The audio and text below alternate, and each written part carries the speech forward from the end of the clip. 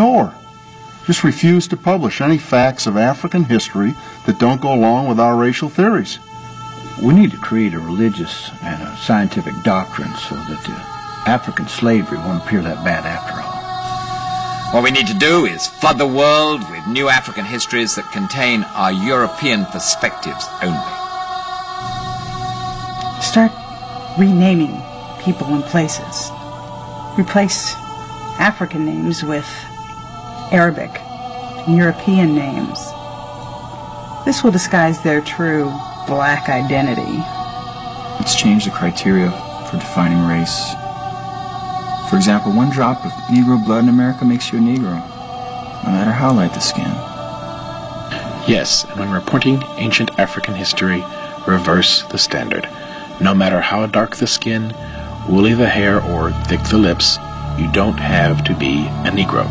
When black contribution to civilization is too obvious, let's find a way to attribute it to outside white influences. When all the ancient historians contradict your theory, we'll just discredit them. Bonjour à tous les Bantous partout où vous êtes, le peuple élu du Dieu vivant, créateur des cieux et de la terre. Nos frères Bantous qui sont au-delà du fleuve des couches, selon la prophétie d'Ésaïe, chapitre 18, versets 1 à 7. Et selon la prophétie de Sophonie 3, excusez-moi, versets 8 à 20. Là où il est dit que ces dispersés sont au-delà du fleuve de couches, notamment de l'Afrique centrale jusqu'en Afrique du Sud, et qu'il viendra rassembler ces dispersés selon Sophonie chapitre 3 verset 20, il va les glorifier quand il amènera leurs captifs parmi les nations, quand il rassemblera leurs captifs. Donc le peuple élu a des captifs parmi les nations dont on vous a parlé dans les vidéos précédentes que vous avez vues. Nous remercions nos frères Bantous d'avoir vu ces vidéos parce que vous avez eu beaucoup d'informations que vous ne connaissiez pas. Nous savons que beaucoup de francs-maçons dirigent les pays Bantous et qu'ils sont à la solde de l'ennemi édomite qui les dicte ce qu'il faut y enseigner et ce qu'il ne faut pas enseigner. Donc dans le cadre de ce qu'ils appellent la francophonie, la lusophonie ou les pays anglophones. Donc nous ne sommes pas ici pour parler de tout cela. Donc aujourd'hui nous allons répondre à un certain nombre de questions posées par des frères et sœurs.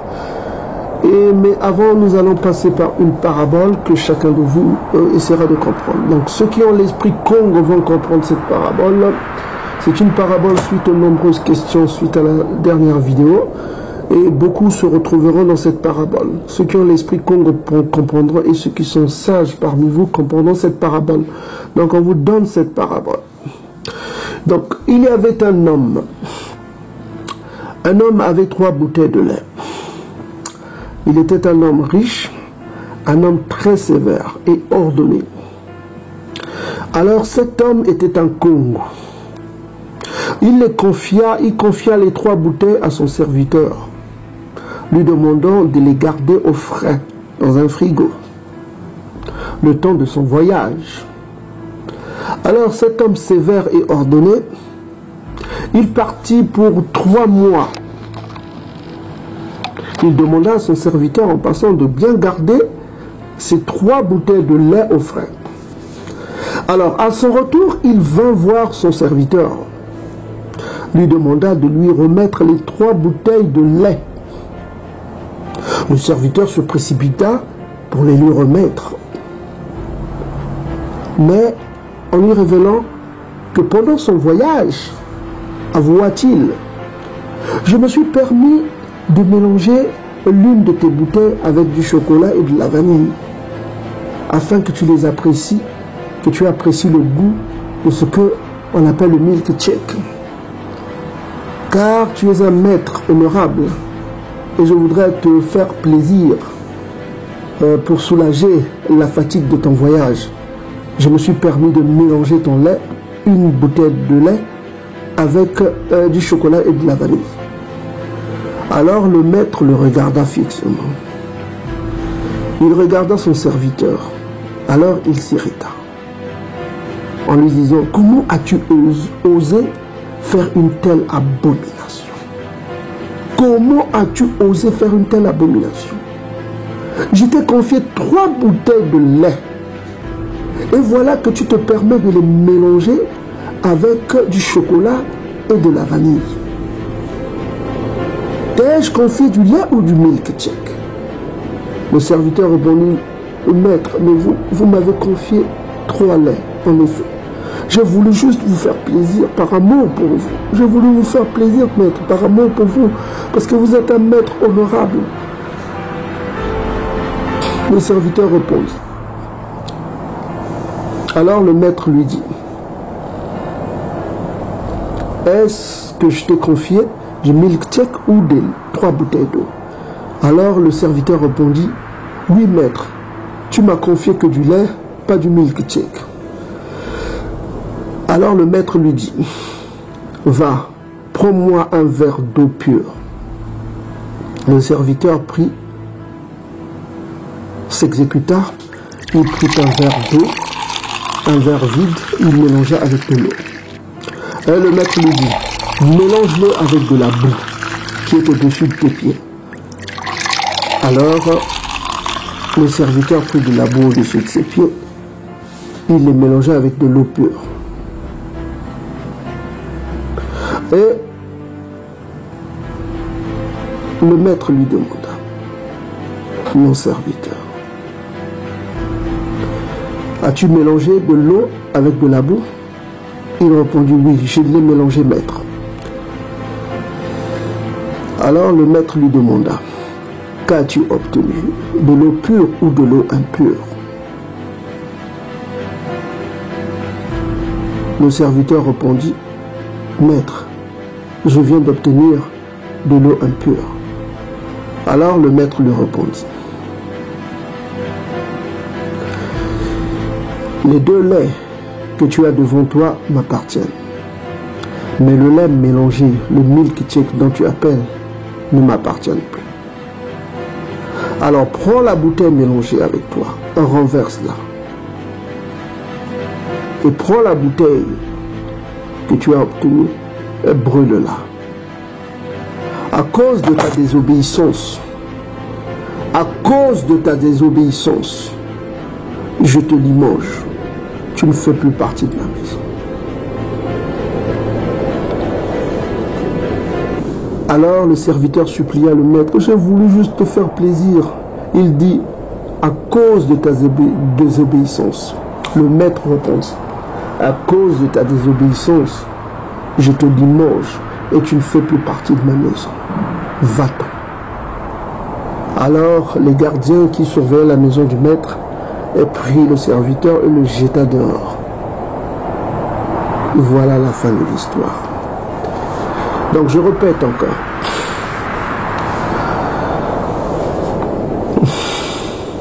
Pour ceux qui veulent comprendre cette parabole, j'appelle à l'esprit Congo de chacun, pour ceux qui le comprennent.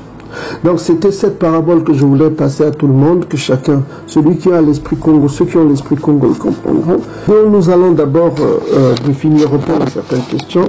Donc il y a une question là, on nous demande, que penses-tu de l'Union africaine? L'Union africaine, faut-il parler de l'Union africaine? Donc je voudrais répondre à cette question rapidement. Donc pour savoir, il faut savoir que j'ai toujours prêché dans mes vidéos que nous sommes dispersés en Afrique, selon Sophonie chapitre 3, versets 10 à 11, nous sommes dispersés en Afrique, devenus dispersés à cause des péchés. Donc à cause de nos péchés, nous avons été dispersés en Afrique, en abondance. Voilà, nous avons été dispersés. Et quand vous allez au verset 20, on nous demande qu'il y aura un rassemblement et un retour. Voilà, on dit que je vous ramènerai, ça indique un retour. Donc il y a un retour. Donc en conclusion, ça veut dire que nous, ce que nous croyons, ce n'est pas le cas de certains qui prêchent, hein, c'est leur point de vue. Ils doivent aussi respecter nos points de vue. Nous croyons que nous les Bantous, nous sommes des réfugiés, nous sommes des dispersés et nous sommes en Afrique comme des dispersés. Nous avons conquis ces terres aux Pygmées qui sont des peuples autochtones. Et les Pygmées sont divers, il y a des Khoïshan, il y a plein de Pygmées, hein, et des fils chamites. nous avons construit le royaume. Il y a des livres historiques qui témoignent cela. Nous avons montré dans nos vidéos précédentes. Ceux qui ont suivi nos vidéos peuvent aller voir. Nous avons parlé de ça. Nous n'allons pas revenir sur ça. Donc, étant comme réfugiés, nous venons d'une Afrique qu'on appelle l'Afrique de l'Est, et nord-est de l'Afrique, qu'on appelle actuellement Israël. Israël fait partie de l'Afrique. Pour ceux qui doutent, ils peuvent voir les Atlantiques qu'on a déjà montré dans nos précédentes vidéos. Donc chaque fois qu'on représentait l'Afrique, on représentait avec ce qu'ils appellent actuellement le Moyen-Orient, qui n'est que l'Est, le nord-est de l'Afrique. Donc cette Afrique a été divisée, nous avons expliqué dans les vidéos précédentes, par ce qu'on appelle le canal de Suez qui a divisé cette Afrique, et nous avons aujourd'hui hérité de ce qu'on appelle l'Afrique divisée que nous connaissons partout dans le livre géographique. Mais avant, la partie moyen-orientale, notamment la terre d'Israël, faisait partie de l'Afrique. Et fait toujours partie de l'Afrique parce qu'on voit que les gens n'ont pas besoin d'aller là-bas. On peut passer par l'Égypte directement, on peut aussi marcher. Il y a des parties où on peut marcher pour atteindre Israël actuel. Donc ce n'était pas le sujet actuel, c'était juste pour vous dire que les Bantous sont un peuple spécial qui sont étrangers en Afrique, mais ils ne le savent pas parce que leur histoire ne nous a pas été transmise correctement, parce qu'il y a eu des précédents, des francs-maçons qui sont venus, qui ont déformé l'histoire selon leur sauce. Donc, ce qu'il faut dire, c'est que nous avons le peuple Bantou qui est un peuple sémite. La langue sémite, c'est le Kikongo ancien. Bon, d'autres disent que c'est le Douala. Bon, je voudrais rappeler à d'autres, pour ceux qui disent que la langue ancienne, c'était le Douala, il y a un site ici que je vous présente. Alors ici, vous allez voir ce site.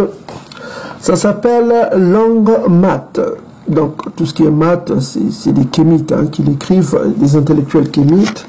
Et il y a des intellectuels africains camerounais qui ont fait ce site-là, qui s'appelle Langue Mat. On vous mettra la référence dans la description, ou bien on mettra juste un commentaire, on vous mettra le lien. Je demande aux frères qui ont ce lien-là de le mettre dans la description. Donc, vous avez le Douala ici. On vous dit ici le Douala, donc ce site camerounais, des intellectuels camerounais, ceux qui connaissent mieux leur histoire que nous qui vous parlons, ou même plus que même Wikipédia. Alors, ce qu'ils disent que la langue Douala est une langue camerounaise parlée par les Sawa. Les Sawa, donc ils disent le Sawa, c'est la langue ancienne, c'est la langue, notamment beaucoup des anges soi-disant venus du ciel qui prêchent là, oh, c'est la langue venue du ciel, tout ça comme ça. Donc là, on nous apprend que les intellectuels camerounais, ce qu'ils disent. Donc voilà, la langue, ça va être constitué, on dit de Batanga, de Bakosi, Balimba. Donc il y a toute une liste. Là, on ne va pas s'attarder sur là. On dit les origines, c'est ça qui est important pour nous. Donc les origines, vous avez les origines de la langue Sawa. Donc on va zoomer un petit peu, vous allez lire avec nous.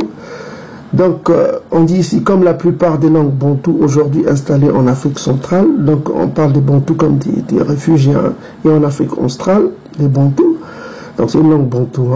Donc les Douala viennent de la vallée du Nil, donc on dit toujours qu'ils viennent toujours de là-haut, là, du nord, là où étaient réfugiés les Juifs, selon Jérémie, le livre de Jérémie. Ils étaient réfugiés en Afrique avant leur départ, leur venue ici.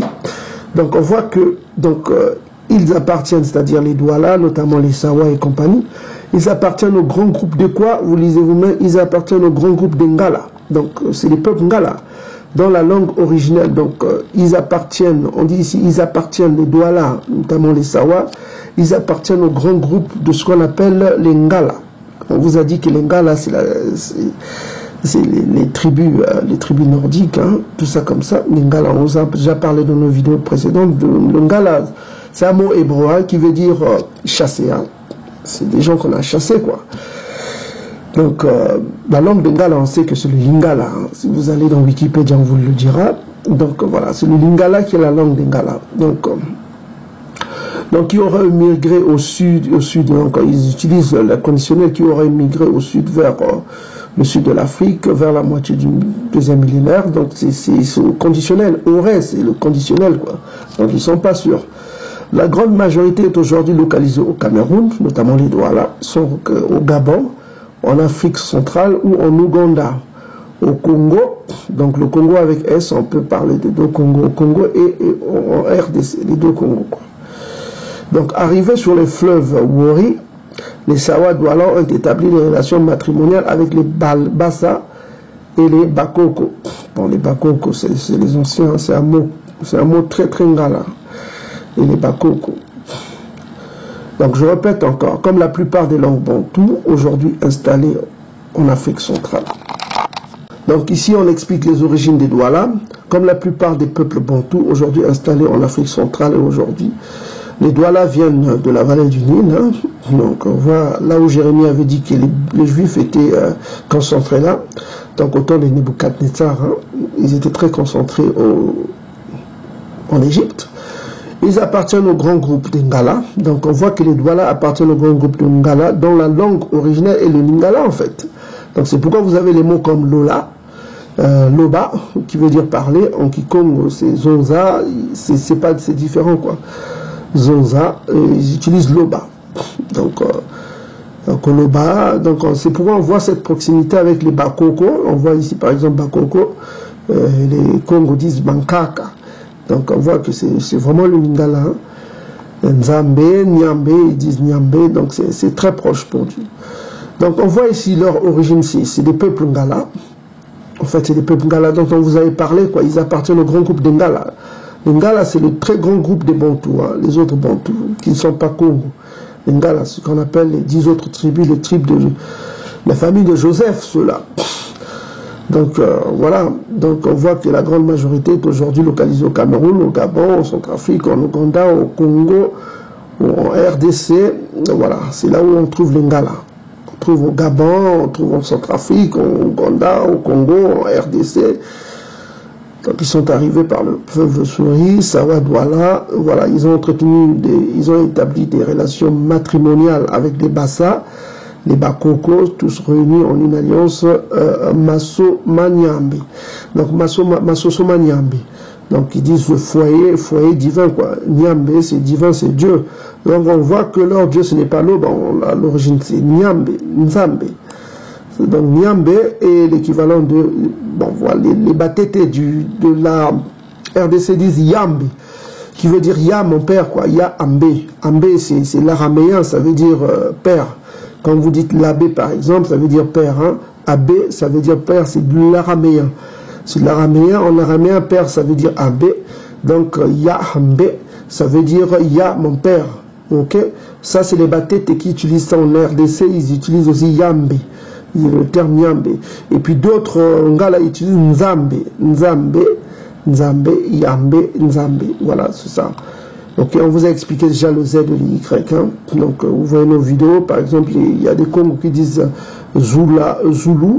Il y a d'autres qui disent Yulu. Ok, Yulu, Zulu. Donc, le Z et le Y se confondent souvent chez les Bantous.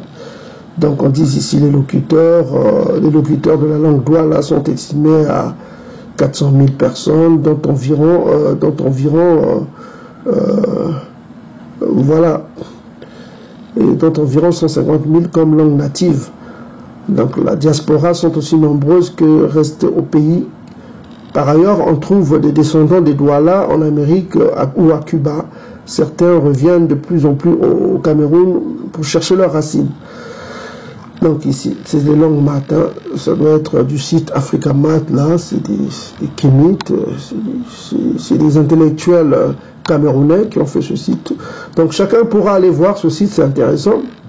Donc les origines de la langue Douala, les Sawa notamment, la grande majorité, donc on sait maintenant qu'ils appartiennent au groupe Ngala. C'est en fait Ngala. Donc le Ngala, la langue originelle c'est le Lingala, mais pas le Congo. Donc, quand on vous parle de langue Sawa, c'est pas une langue aussi vieille que ça. Donc, il faut pas croire au mensonge. Il faut écouter aussi les intellectuels de son peuple. Ils disent que le Sawa, c'est des groupes Ngala. Ils appartiennent au groupe Ngala. Voilà quoi. Donc, les Sawa ne sont pas de Juda. Ce n'est pas de la tribu de Juda. C'est en fait des Ngala. C'est des 12 tribus en fait. Et les 10 autres tribus, c'est la maison de ce qu'on appelle la maison de Joseph. C'est les Pelaï. On vous a dit ça. Les Sawa, là, c'est des Pélaïs, ce n'est pas de la Juda. Ils n'ont rien à voir avec la tribu de Juda. C'est les autres tribus. La maison d'Ephraïm, comme on dit, ils font partie des peuples Ngala. Ok? Donc les Sawa, c'est pourquoi vous avez Loba. C'est un nom, c'est le Lingala. Voilà, le Lingala, ça. Le Loba, c'est le Lingala. Voilà. Les Congos disent Zonza. Ok? Ils n'utilisent pas Loba. Loba, c'est les Ngala qui utilisent cela. Donc le Sawa, ce n'est pas une langue aussi vieille que ça. Donc il faut oublier ça. Ok? Donc on était là. Donc le Sawa, tout ça, c'est des langues bantoues. Les bantous sont des sémites. Hein. Donc en Afrique, quand on ne peut pas faire l'union des Africains sans connaître qui est qui. Parce que l'Afrique, c'est une mosaïque. Il y a plusieurs ethnies, il y a plusieurs tribus. Il faut connaître qui est qui. Mais les bantous ne sont pas des Couchites, ce n'est pas des Soudanais, c'est des Sémites. Donc on va voir c'est quoi la définition des Sémites. Quand on prend un livre français, spécialement un dictionnaire qui est le reflet de la civilisation, et même on pourrait trouver notre image à nous que nous donnent les Français. Quand on regarde, on prend par exemple le mot sémite, qui est assez révélateur. Alors, je prends le livre, le dictionnaire. Tout le monde sait ce que c'est que sémite. Alors tout le monde sait ce que c'est que sémite. Alors je reprends parce que j'ai l'impression que les gens ne savent pas ce que c'est. Alors sémite dans le dictionnaire dit Sem, fils de Noé, nom donné aux membres d'un ensemble de peuples du Proche-Orient parlant actuellement ou ayant parlé dans l'Antiquité les langues sémitiques. Les plus importants des peuples sémites, anciens ou modernes, sont les Acadiens, les Amorites, les Aramais, les Phéniciens, les Arabes et les Hébreux. Les Arabes et les Hébreux. Oui. Donc, alors maintenant, on va voir qu'est-ce que veut dire le mot antisémite, qui pour nous veut dire opposé. On est bien d'accord sur ce plan-là. On va voir ce qu'en pense le dictionnaire. Alors, pour le mot antisémite, alors la définition est très courte, hein, c'est étrange, c'est hostile aux Juifs.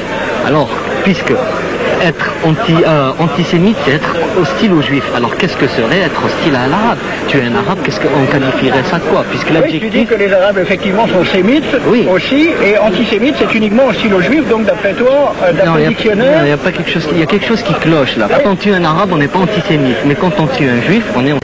Moi ici, sur Wikipédia, vous allez sur Wikipédia, vous mettez sémite, donc vous avez sémite. La langue sémite, en fait, c'est une langue à l'origine cananéenne, hein, ce qu'on appelle la langue cananéenne.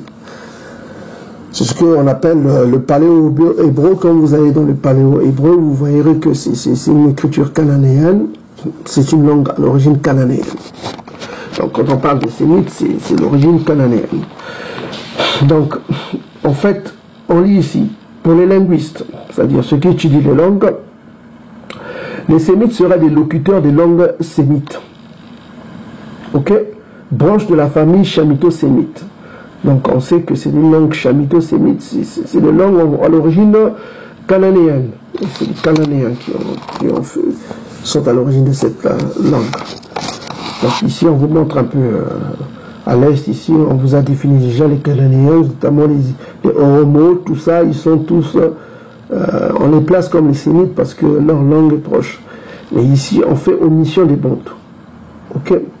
Mais quand vous regardez dans l'histoire, vous voyez vous-même que les langues bantoues sont des langues sémitiques. Sinon, les mêmes occidentaux, ils disent ici, ça c'est un très vieux livre qu'on vous a montré, l'histoire de Luango et de Kakongo, le royaume d'Afrique. Donc on voit ici, on va sur la page 30, on vous a montré déjà, à la page 30, on vous montre ici, vous voyez vous-même la page 30, on dit que les langues des nègres, on parle notamment des Congo, des Bantous, voilà, on trouve de l'hébreu, la langue hébreu, et on trouve les langues de l'oppresseur, notamment le grec, qui a envahi ce qu'on appelle la Palestine, ok, et enfin, après les Grecs, l'invasion grecque, la Palestine a été envahie par les Latins. On trouve les mots latins chez les Bantous. Donc, les trois langues, leur langue principale, c'est l'hébreu, et il y a des langues de l'oppresseur de la Palestine, là où ils étaient avant, notamment les Grecs, et les Latins qui sont les Romains, l'Empire romain. Ok? Donc, on embarque dans notre machine à remonter dans le temps, direction le IVe siècle avant Jésus-Christ. À cette époque, le Proche-Orient passe sous domination grecque après 200 ans de pouvoir perse. À la mort du jeune roi macédonien, Alexandre le Grand, 11 de ses généraux se partagent le territoire immense qu'il a conquis en quelques années seulement. La partie orientale de l'Asie mineure, la Syrie et le sud de la Turquie reviennent à un dénommé Séleucos, qui fonde l'empire séleucide dont dépend le peuple juif. Et malgré cette hellénisation croissante, les Hébreux et leur religion sont très respectés. Les différents souverains reconnaissent leurs lois et donnent de larges pouvoirs aux prêtres. Les fils d'Israël sont donc très bien intégrés jusqu'à ce qu'un certain Antiochus Épiphane arrive à la tête de l'empire séleucide en l'an 175 avant Jésus-Christ.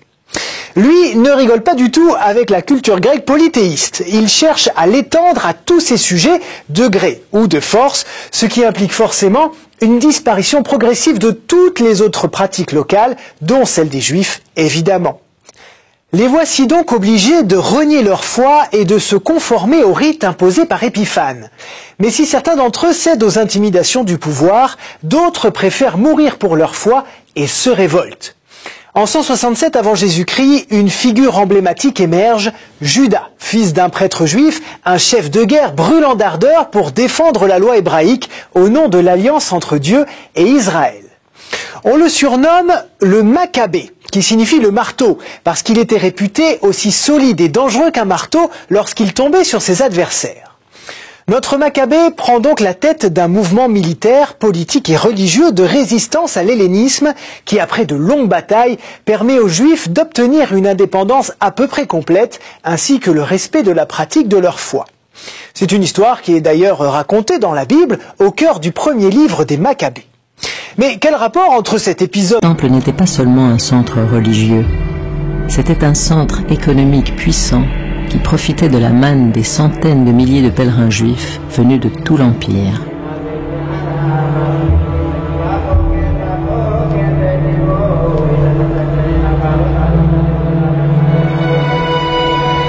À l'époque où Hérode donne une ampleur sans précédent au temple, l'Empire romain s'étend sur toutes les rives de la Méditerranée, et notamment sur ces deux petites régions fort éloignées de Rome, la Judée et la Galilée, peuplées principalement de Juifs.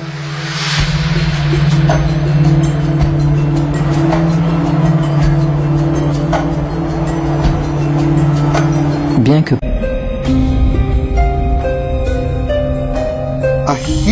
la grande majorité des Juifs vivaient déjà hors de la Terre Sainte. Les Juifs qui vivaient en Judée et en Galilée ne représentent qu'une minorité de la population juive de l'Empire romain. On sait par exemple que dans la ville d'Alexandrie, en Égypte, aurait vécu 1 million de Juifs. Peut-être cela une exagération, mais il faut sans doute compter 1 million à Alexandrie et dans le reste de l'Égypte. C'est un nombre considérable, et en tout cas bien plus que l'ensemble des Juifs vivant en Judée et en Galilée.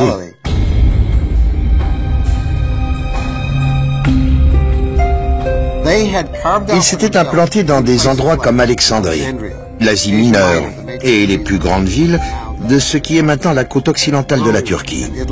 Mais sans oublier Rome et l'Italie, l'Afrique du Nord et à l'est Babylone et la Syrie. Ils y étaient installés depuis des siècles.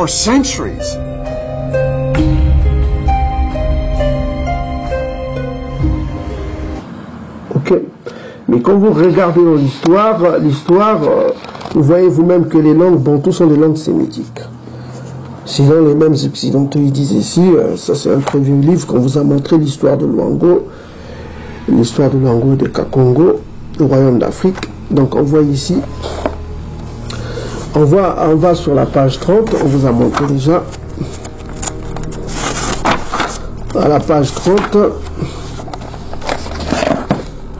30, on vous montre ici, vous voyez vous-même la page 30, on dit que les langues de mer, on parle notamment des Congo, des Bantous.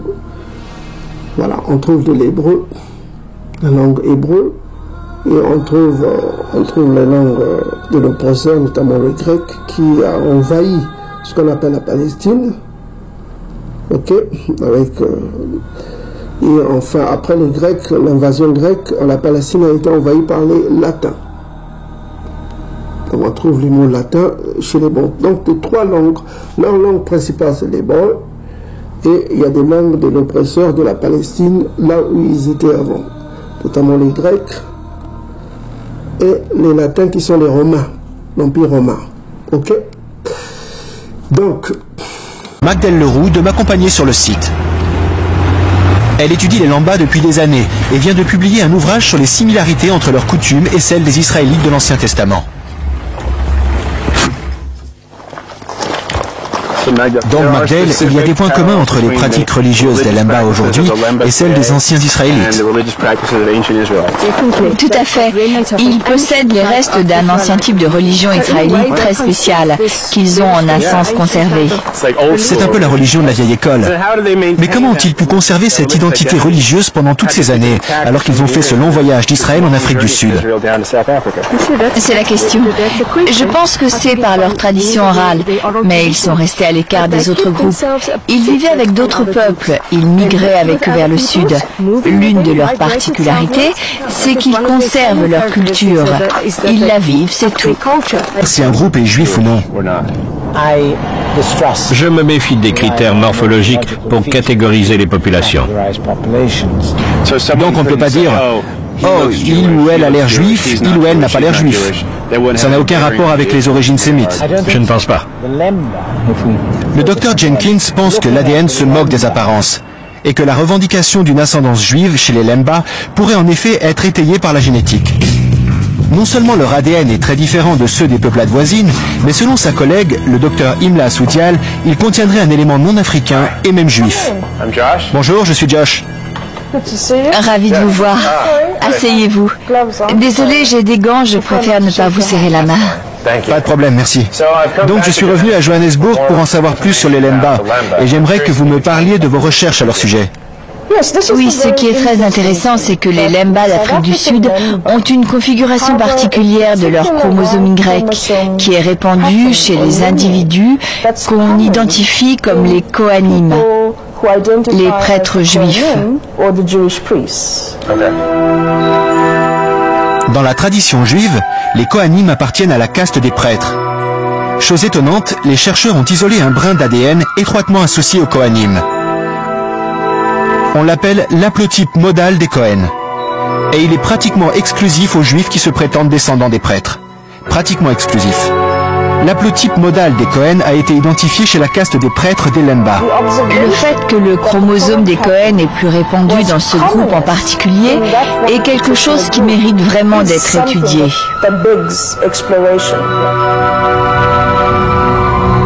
Ce lien corrobore l'histoire orale des Lembas et les indices archéologiques que nous avons vus dans les endroits où ils prétendent avoir vécu. Mais Imla s'empresse d'insister sur les limites de la génétique.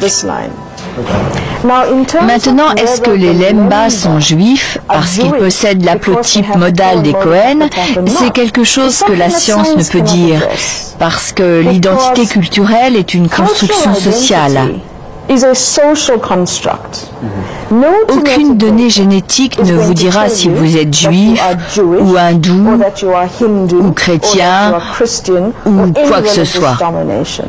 Imla m'explique que la présence de l'haplotype modal des Cohen ne peut rien nous dire sur la religion des Lembas.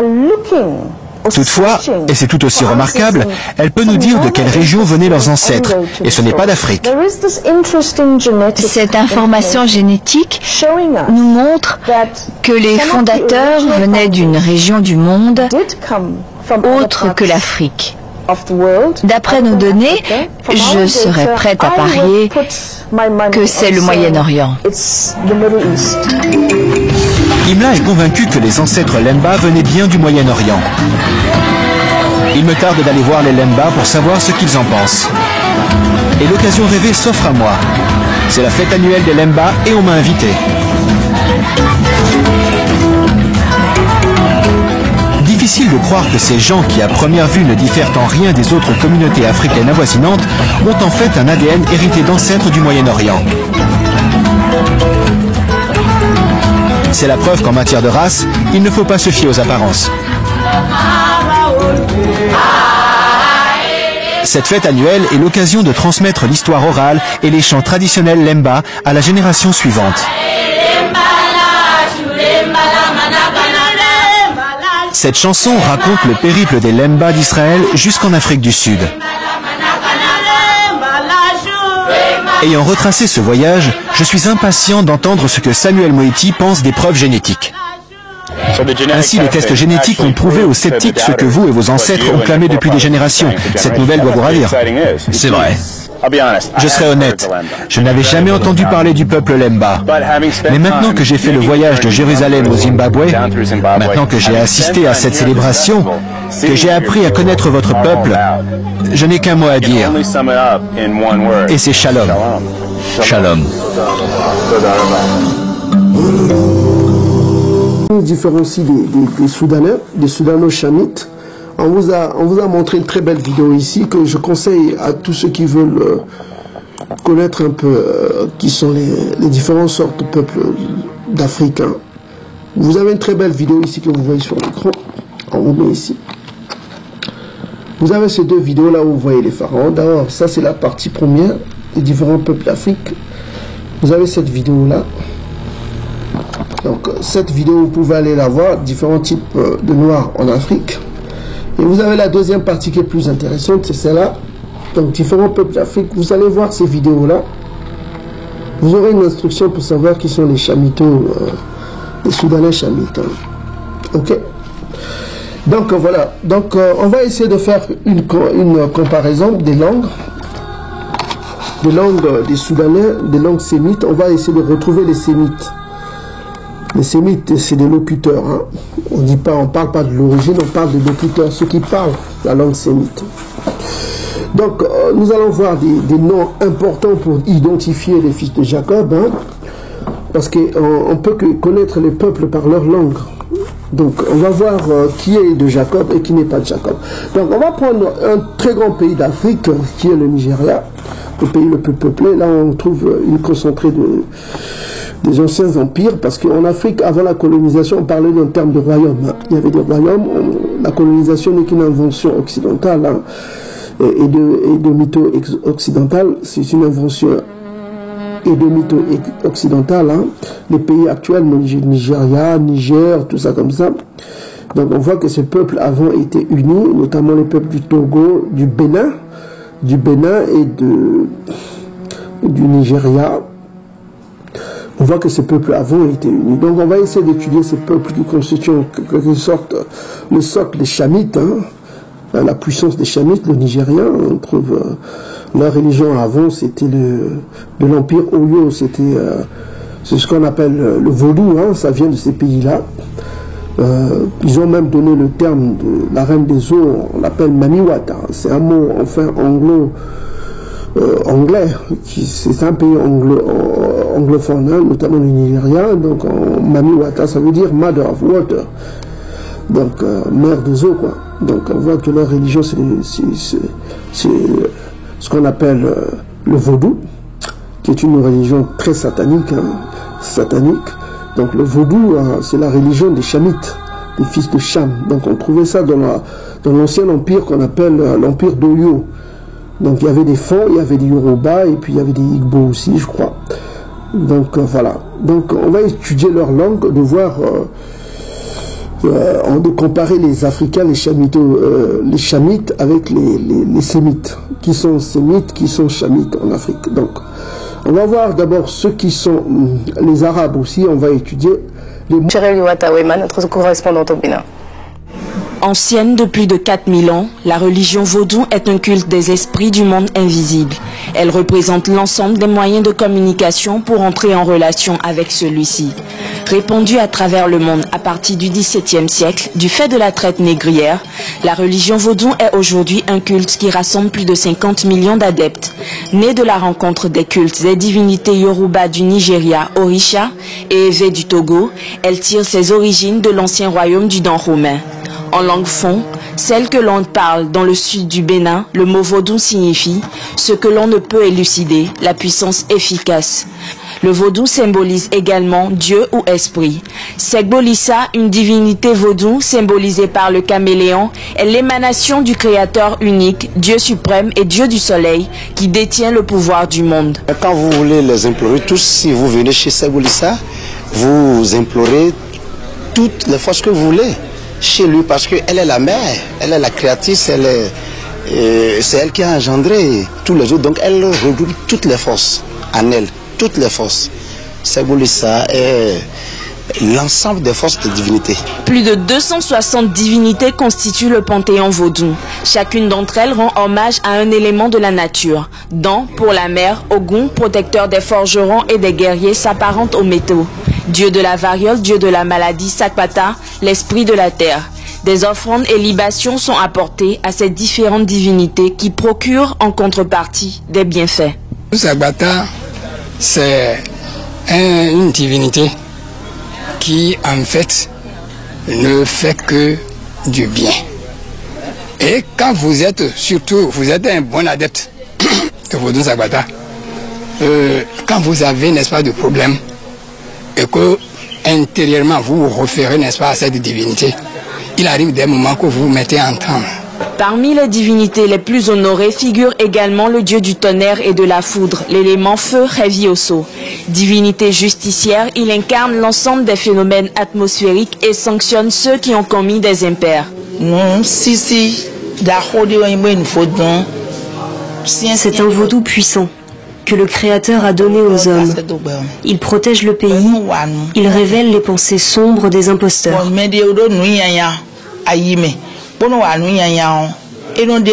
La religion vaudou lie la nature et ses phénomènes à autant de divinités ou d'esprits avec lesquels il est possible d'entrer en contact grâce au phénomène de la transe.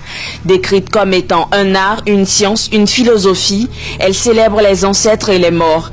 Transmise de génération en génération, le vaudou a subsisté dans le temps car plus du tiers de la population béninoise pratique cette religion. La puissance des Chamites, le Nigérien, on trouve la religion avant, c'était de l'empire Oyo, c'est ce qu'on appelle le vaudou, hein, ça vient de ces pays-là. Ils ont même donné le terme de la reine des eaux, on l'appelle Mamiwata, c'est un mot enfin anglais, c'est un pays anglophone, hein, notamment le Nigeria, donc Mamiwata ça veut dire Mother of Water, donc mère des eaux quoi. Donc on voit que leur religion c'est ce qu'on appelle le vaudou, qui est une religion très satanique, hein, satanique. Donc le vaudou, c'est la religion des Chamites, des fils de Cham. Donc on trouvait ça dans l'ancien empire qu'on appelle l'empire d'Oyo. Donc il y avait des Fons, il y avait des Yoruba, et puis il y avait des Igbo aussi, je crois. Donc voilà. Donc on va étudier leur langue, de voir... de comparer les Africains, les Chamites avec les Sémites. Qui sont Sémites, qui sont Chamites en Afrique. Donc, on va voir d'abord ceux qui sont les Arabes aussi. On va étudier les mots principaux, les mots familiales notamment. On va commencer par l'enfant. Donc, l'enfant fils, en arabe, ça se dit Aben ou Iben. Ça se dit, en arabe, c'est Aben ou Iben. Maintenant, chez les Yoruba, c'est Omokurin, ils disent aussi Omo, donc c'est les Yoruba. Donc c'est les mêmes langues que chez les Fons, hein, les Fons du Bénin, c'est les mêmes peuples. Donc on les identifie par le GB. Le GB identifie les anciens Soudanais. Hein, donc il faut savoir que chez les Égyptiens, les anciens Soudanais, il y a des tribus, il y a plein de tribus. Vous trouverez en Côte d'Ivoire, vous trouverez à Ouagadougou, vous trouverez au Ghana, vous trouverez au Libéria. Donc ce qui les identifie souvent, les anciens, les plus anciens Soudanais, vous avez aussi les Soudanais, les autres Soudanais très grands, il y a des Soudanais petits, les grands on trouve les Dinka. Les Dinka vous les trouvez au Soudan, et quand ils se sont déplacés, immigrés vers l'Afrique de l'Ouest, on les appelle les Mandika. Les Mandika, et puis quand ils se sont arabisés, on les appelait les Malinké, qui veut dire roi, les rois. les Malinké. Donc voilà, c'est les mêmes peuples en quelque sorte. Donc on vous a fait une vidéo intéressante que voici. Je vous montre la vidéo. Donc si vous allez sur notre site, je vous conseille de voir cette vidéo. Là on a défilé un peu, c'est des vidéos vraiment intéressantes que nous avons fait. Beaucoup ne voient pas l'ensemble des vidéos, ils voient qu'il est plus récente. Donc vous avez ces vidéos là. Ça commence avec voici les preuves, voici les preuves historiques d'Israël. Vous allez voir ces vidéos. Et puis la vidéo voici les preuves historiques, notamment là on parle des Soudanais. Donc c'est intéressant, toutes les trois vidéos là, voici les preuves historiques Israël biblique et Bantou. Donc il faut voir ces vidéos là, ces trois vidéos là, c'est vraiment intéressant quoi. Donc on parle un peu des Soudanais dans ces vidéos, on vous explique un peu les Soudanais. Donc les Soudano-Chamites, on était pour le mot fils, donc chez les Arabes c'est Aben, chez les Yoruba c'est Homo Kourin ou Homo. Donc chez les Igbo, vous avez toujours le GB là, Nyasingbe. Vous avez sur les Nyasingbe par exemple, c'est au Togo, vous avez le GB là. Vous avez Gagbo en Côte d'Ivoire, vous avez toujours le GB là. Et vous avez Igbo, Bagbo, Nyasingbe, vous avez le GB là qui identifie les anciens Soudanais. Ok. Donc Igbo, vous avez en Igbo, enfant se dit Nwake. Et vous avez chez les Bantous et chez les Haoussa, d'abord, ça se dit, les Haoussa sont très proches des Peuls, ça se dit Da, enfant. Et puis chez les Bantous, ça veut dire Bena, Bana ou Ba. On peut dire Bakongo, Baluba, donc Bena, Bana ou Ba. Maintenant, en hébreu, ça se dit Ben, pour ceux qui utilisent Ben. Vous avez aussi Bana. Et vous avez Ba, et dans d'autres arabisants, on dit Ben, comme Ben Laden, comme Benzema. Vous avez Benzema, ok, Zema qui veut dire chanter, Zema, et en Kikongo, en sud-africain, on dit Zuma, Zuma qui veut dire chanter, Zuma, comme Jacob Zuma.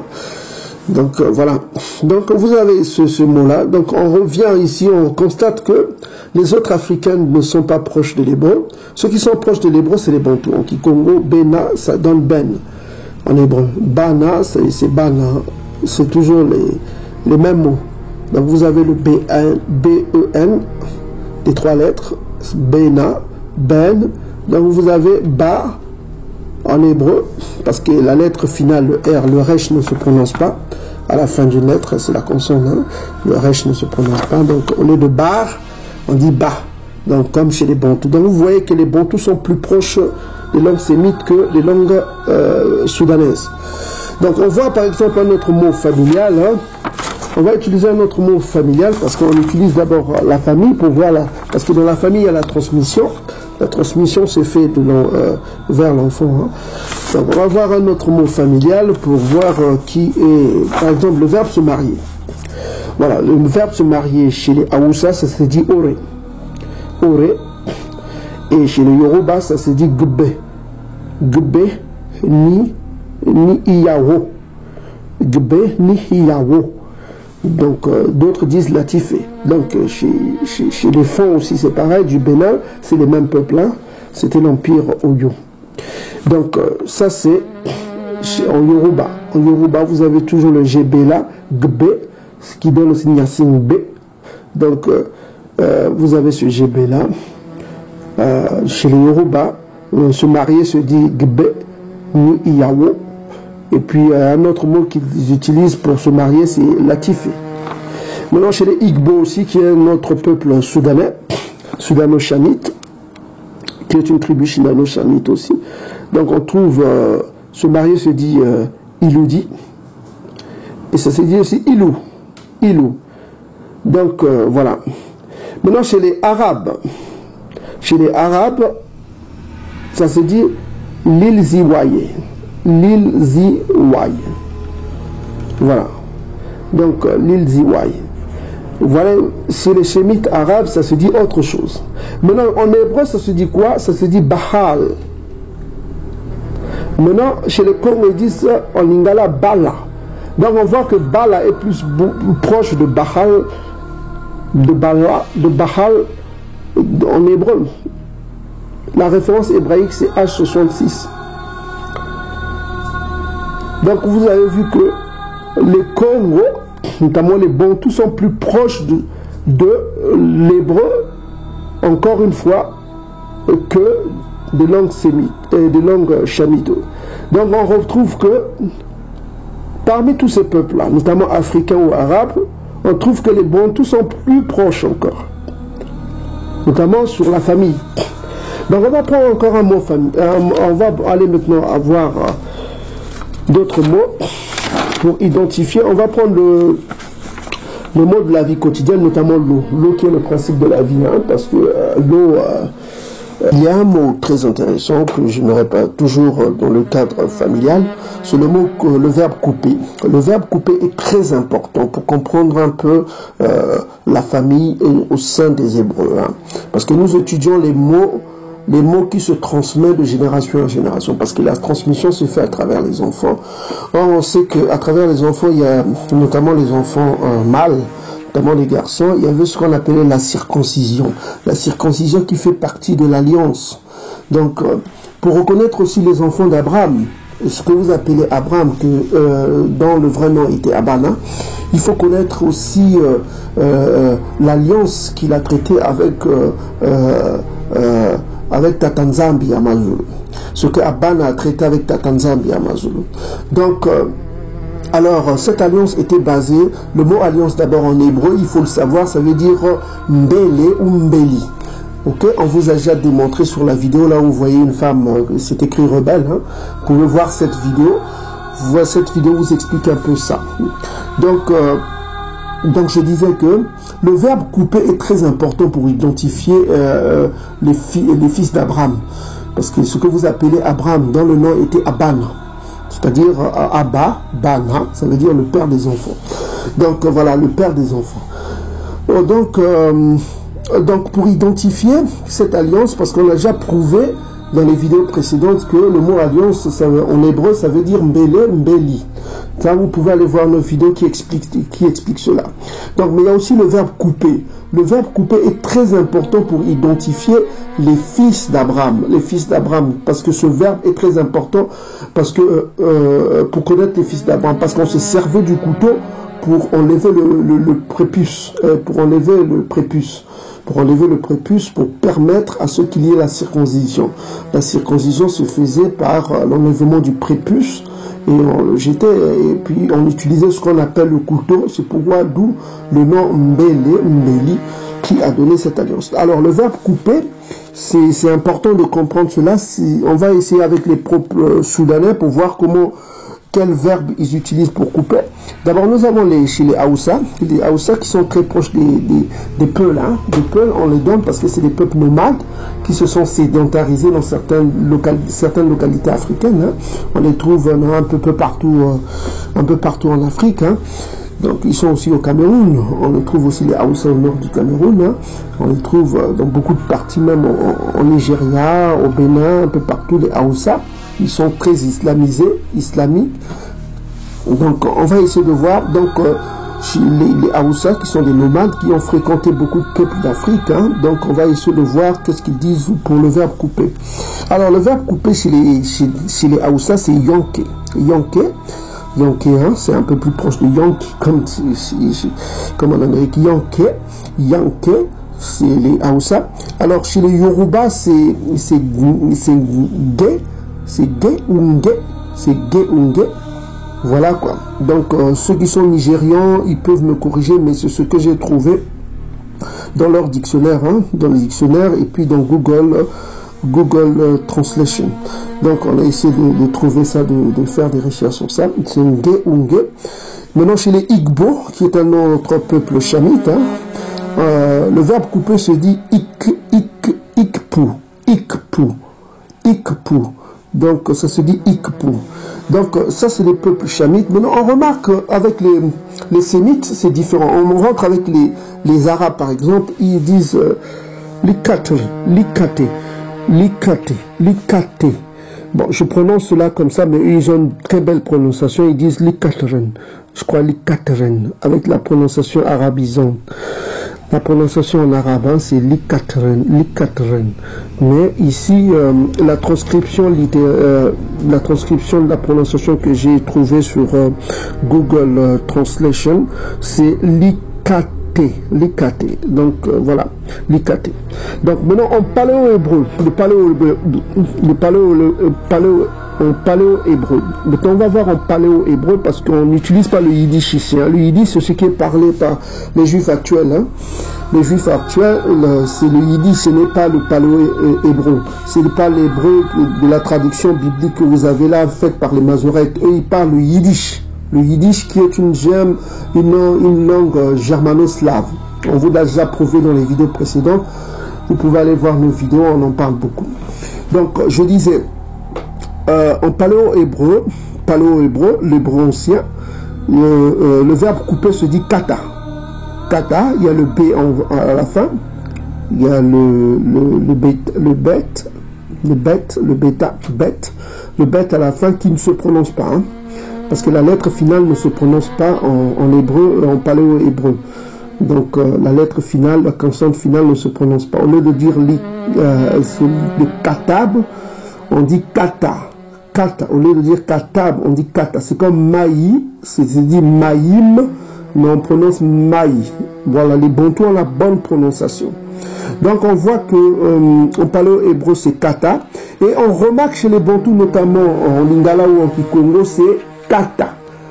En lingala, c'est kata. Donc vous voyez, les bantous lingalophones sont plus proches de l'hébreu. Les bantous en lingala sont plus proches de l'hébreu que les autres peuples. Donc on voit que kata, c'est de l'hébreu pur.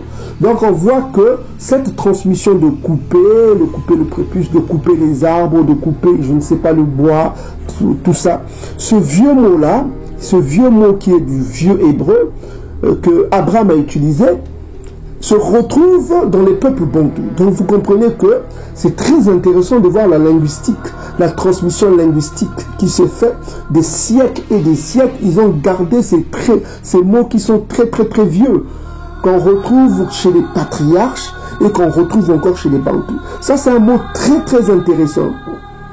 C'est un mot intéressant qui traduit comment dirais-je, c'est un mot qui traduit la parenté avec les patriarches. Et d'ailleurs, le mot sexe en Kikongo, c'est dikata. Le dikata. Ça veut dire que dikata, le mot sexe masculin, ça se dit dikata.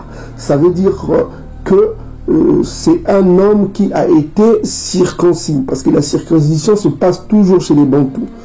Donc voilà, un homme qui a été circoncis, c'est dikata. Un homme qui n'a pas été circoncis, on l'appelle msutu.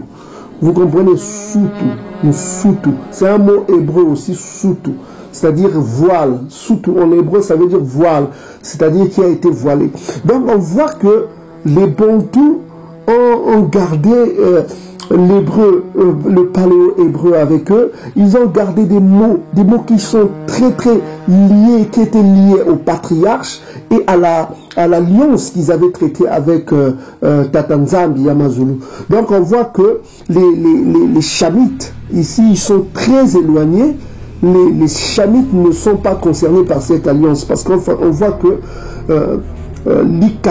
l'ikateren, chez les Arabes, si vous enlevez le li, vous avez kate, c'est proche de kata, au paléo-hébreu.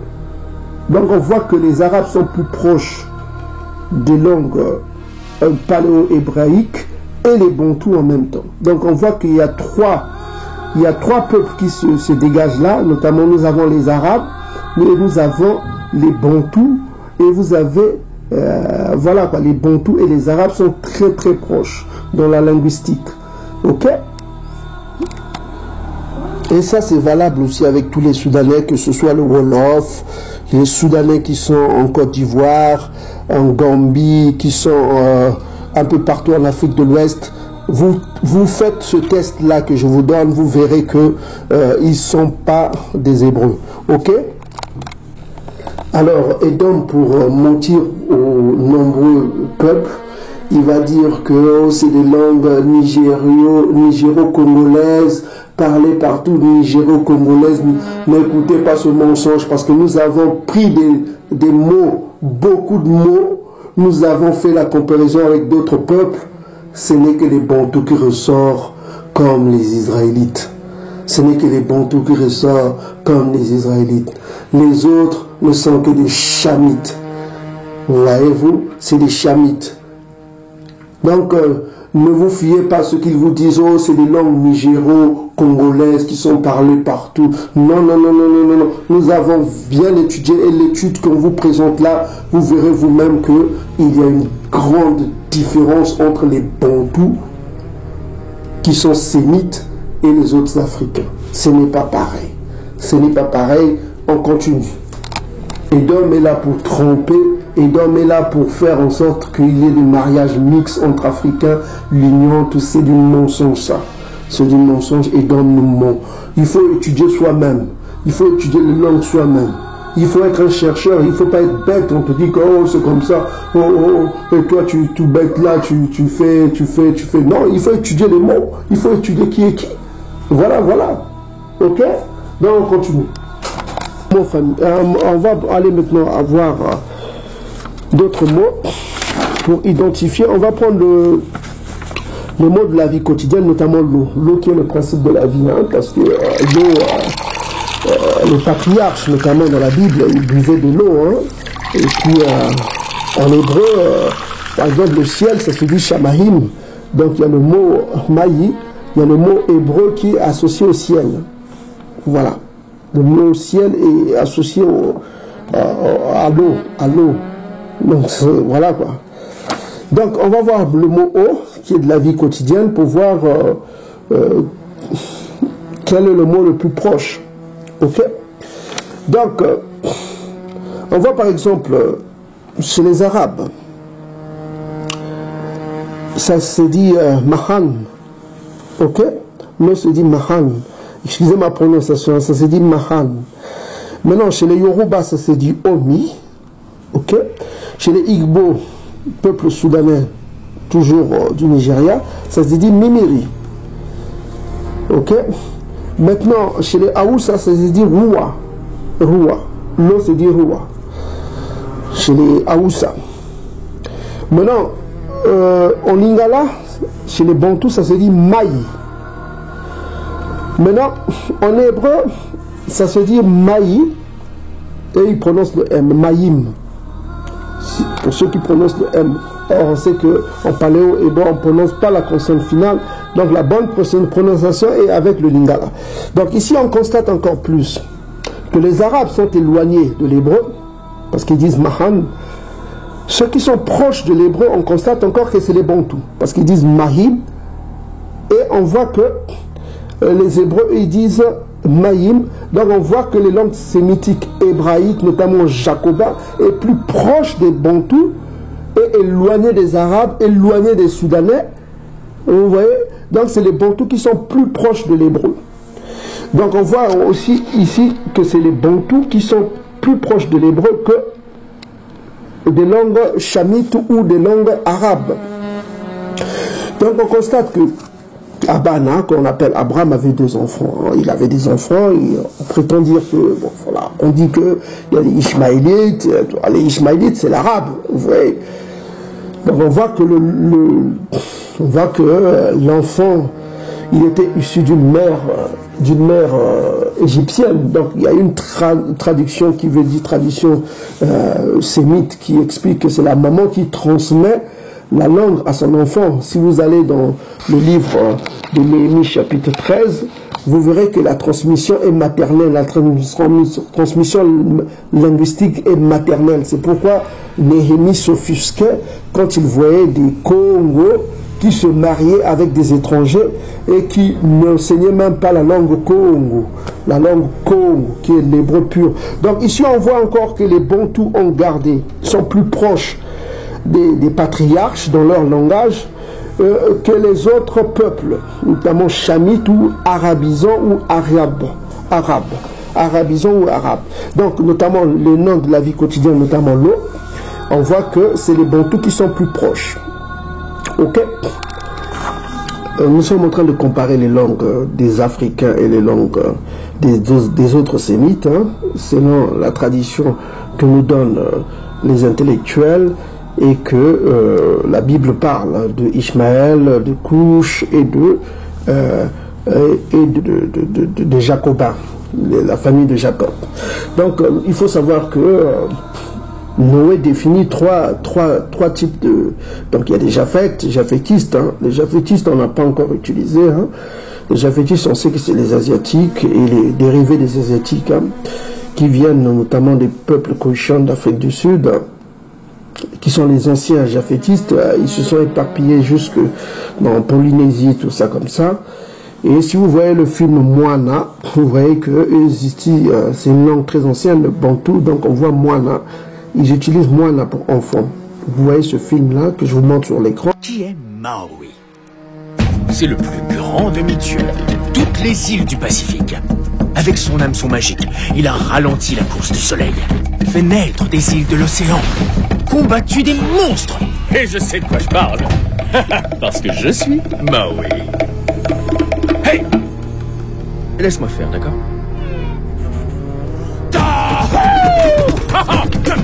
Donne-moi les tantos! Ah! Yo! Ouya!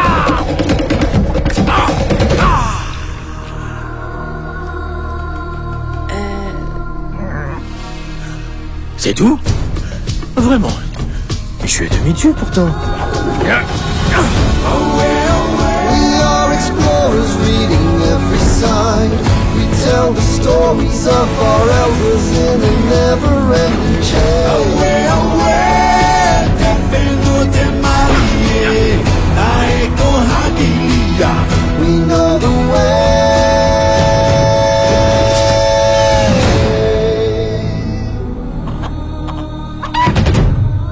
Moana, ça veut dire enfant chez les Polynésiens, qui sont aussi un très vieux peuple japhétiste.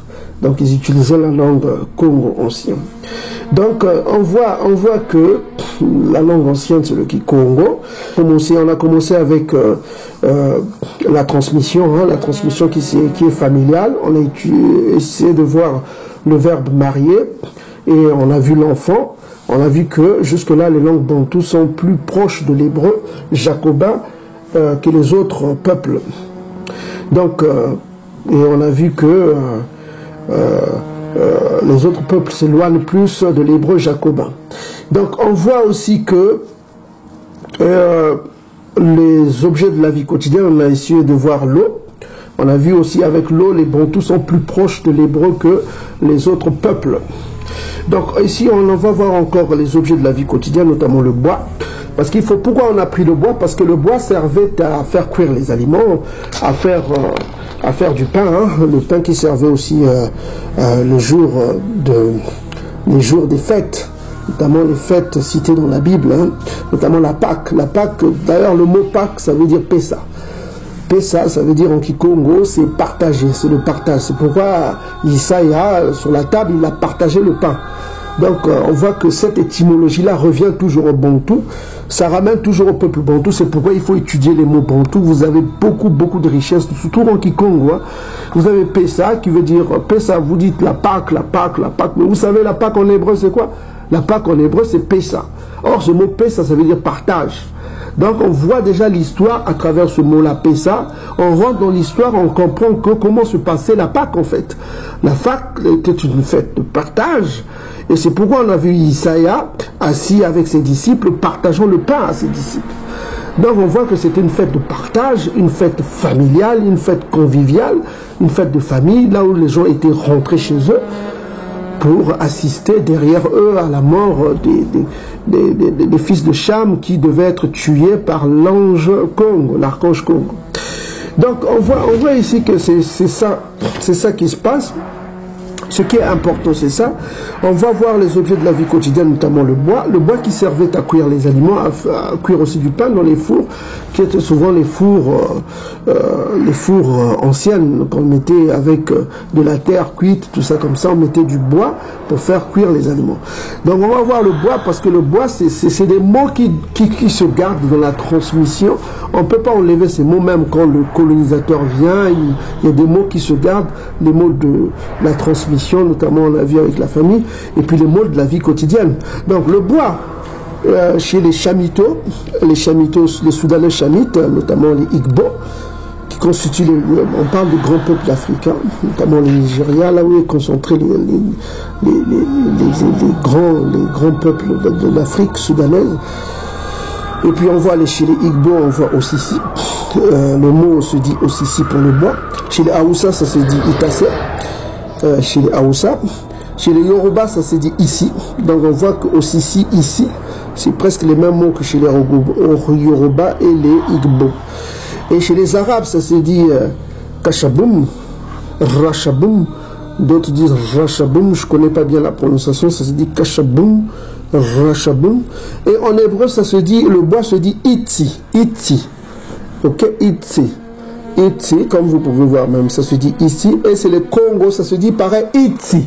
Donc vous voyez que ceux qui sont plus proches de l'hébreu jacobin, c'est notamment l'hébreu. L'hébreu est plus proche. Donc on voit que c'est les Bantous qui sont plus proches de l'hébreu jacobin. Ils sont plus sémites jacobins dans leur langage que les autres. Donc on donne raison à ce livre, hein. Ce livre que je vous montre ici, que les Bantous sont les seuls sémites d'Afrique, hein. Les Congo et les Lingala, tout ça comme ça, c'est des peuples sémites d'Afrique. C'est les peuples, ce livre, que la page 30 jusqu'à la fin, vous avez beaucoup d'informations faites par les espions du Vatican. Et ce livre c'est très ancien, ça date du XVIIIe siècle. Hein. Donc ils sont venus, les espions du Vatican, ils ont fait ce livre, ils ont étudié, voilà quoi, l'abbé Proyard a fait une étude très approfondie avec ses acolytes, avec avec des autres jésuites. Ils ont étudié ce peuple bantou, ce peuple Congo, qu'ils ont estimé que ils ont vraiment, c'est le peuple élu, c'est le peuple de la Bible. Donc voilà, ils parlent hébreu. Donc on constate aussi dans ce livre, on voit que dans la vie quotidienne, on retrouve toujours que les Bantous sont plus proches de l'hébreu jacobin que les autres peuples. Donc on va rentrer maintenant dans d'autres mots. On était dans les mots de la vie quotidienne, parce qu'on ne va pas faire une liste ici. On va rentrer par exemple dans ce qu'on appelle la religion, parce qu'il faut savoir qu'il faut connaître que le peuple jacobin écoutait les prophètes. Alors, le mot prophète, on va voir un peu comment ça veut dire. Le mot prophète chez le Congo, c'est Nabi. En hébreu, ça se dit aussi Nabi, comme vous avez montré. Vous avez notre frère Nabi le Combo, que je ne le vois plus. Il porte aussi ce nom-là, qui veut dire, chez les Congo, Nabi, ça veut dire autorité religieuse, autorité chez les Congo. Nabi, c'est un mot Congo. Donc, on voit qu'en hébreu, Nabi, ça veut dire prophète aussi. Et en arabe, ça veut dire Nabiyen, Nabiyen. Donc on voit que les trois là, notamment les Congos, les Hébreux et les Arabes, sont plus proches. Maintenant, on voit avec les Chamitos, les Chamites, on voit que chez les Yoruba, c'est Moli, c'est Woli, ou Woli, et chez les Haoussa, c'est Anabi. Pourquoi Anabi? Parce que c'est les peuples qui ont été islamisés. Parce que si vous allez chez les Haoussa, le nom de Dieu c'est Allah. Donc ce n'est pas leur nom d'origine, c'est plutôt islamique, l'islam qui les a apporté ça. Donc on voit aussi chez les Igbo, ça se dit Onye. On se dit, chez les Igbo, ça se dit Onye, ça se dit Amouma. Donc on voit que eux ils sont très éloignés de l'hébreu, ce n'est pas des peuples sémites. Donc on voit que parmi les grands esclaves, si vous allez dans tous les esclavages, vous voyez l'ADN des esclaves, vous avez les Yoruba et les Haoussa, Nigeria, Togo, tous ces peuples-là, ok. Vous avez les Chamites, ils ont beaucoup de ces noms-là. Donc on voit que c'est des peuples chamites, ce n'est pas des peuples sémites. Donc jusque-là, vous voyez que les peuples Haoussa, Yoruba, Igbo sont très éloignés des langues sémitiques. Donc on voit qu'il y a deux Afriques. Il y a l'Afrique sémite, jacobin, et il y a l'Afrique sémite cananéenne et l'Afrique sémite, comment on appelle, maghrébine. Maghrébines qui sont en fait des peuples qu'on appelle notamment des Berbères, qui sont des Moabites et des Hammonites. D'ailleurs, la capitale du Maroc, c'est le même nom que les Hammonites avaient, hein, c'est Rabat. C'est le même nom qui reviennent. Ils savent qui ils sont, ok? Ils savent qui ils sont, d'où ils viennent. Donc, on voit que on trouve aussi les vrais Ismaélites, notamment les Bédouins, qui viennent du mot arabe Badawi, qui veut dire errance, tout ça comme ça, nomade, si vous voulez. Donc, on voit que les Chamites sont très éloignés de l'hébreu. Et ça, vous pouvez le voir aussi même avec le Wolof. Hein. C'est pareil, vous trouverez les mêmes indices. Le Wolof, que ce soit des autres langues chamites, vous trouverez, ils sont très, très éloignés de l'hébreu. Ils sont très éloignés de l'hébreu. Donc, ici, on a vu avec le mot prophète, on voit que les Bantous sont plus proches, les Congos, les Bantous sont plus proches de l'hébreu. On va voir le nombre 7. Le 7, c'est très important, parce qu'il y a 7 jours, que le 7e jour, c'est le sabbat. Donc, c'est un mot important dans la liturgie. Hein. Ça, on rentre dans le cadre de la liturgie, des prêtres, tout ça, pour savoir qui est lévite. Parce qu'il faut connaître, parce que la liturgie, là, ne peut pas se séparer de votre histoire. Si vous êtes lévite, si vous êtes attaché au Dieu de la Bible, le chiffre 7 doit ressembler à l'hébreu. Sans ça, vous n'êtes pas hébreu. Hein. Donc, voilà, chez les Arabes, ça veut dire Sebe. Le chiffre 7, ça veut dire Sebe. Donc, chez les Yoruba, ça se dit Edje ou Medje. Chez les Yoruba, Edje, Medje. Vous voyez, c'est très éloigné de l'hébreu déjà. Donc, vous avez chez les Igbo, ça se dit Assa. Alors, le mot Assa, là, c'est un mot qui se réfère au dieu égyptien Osiris, parce que son nom était en langue originelle, c'était Assa. C'était Assa. Donc on voit que les Igbo là sont très très proches de l'Égypte antique. Donc le chiffre 7 c'est Assa. Chez les Igbo du Nigeria. Donc chez les Bantous ça se dit Samba. Ou vous avez Sambwadi ou Sambanu. Vous avez Sambanu, Sambwadi. Voilà, vous avez le chiffre 6 et 7, Sambwa. Vous avez le chiffre le Sambanu. Sambwadi. Donc il y a le Samba qui donne le 6, le chiffre 7. Le chiffre 7 c'est Samba. Ok. Donc vous avez le chiffre 6, ça se dit Sambwanu, c'est-à-dire notre sabbat. Et vous avez le chiffre 7, Sambwadi, à lui quoi.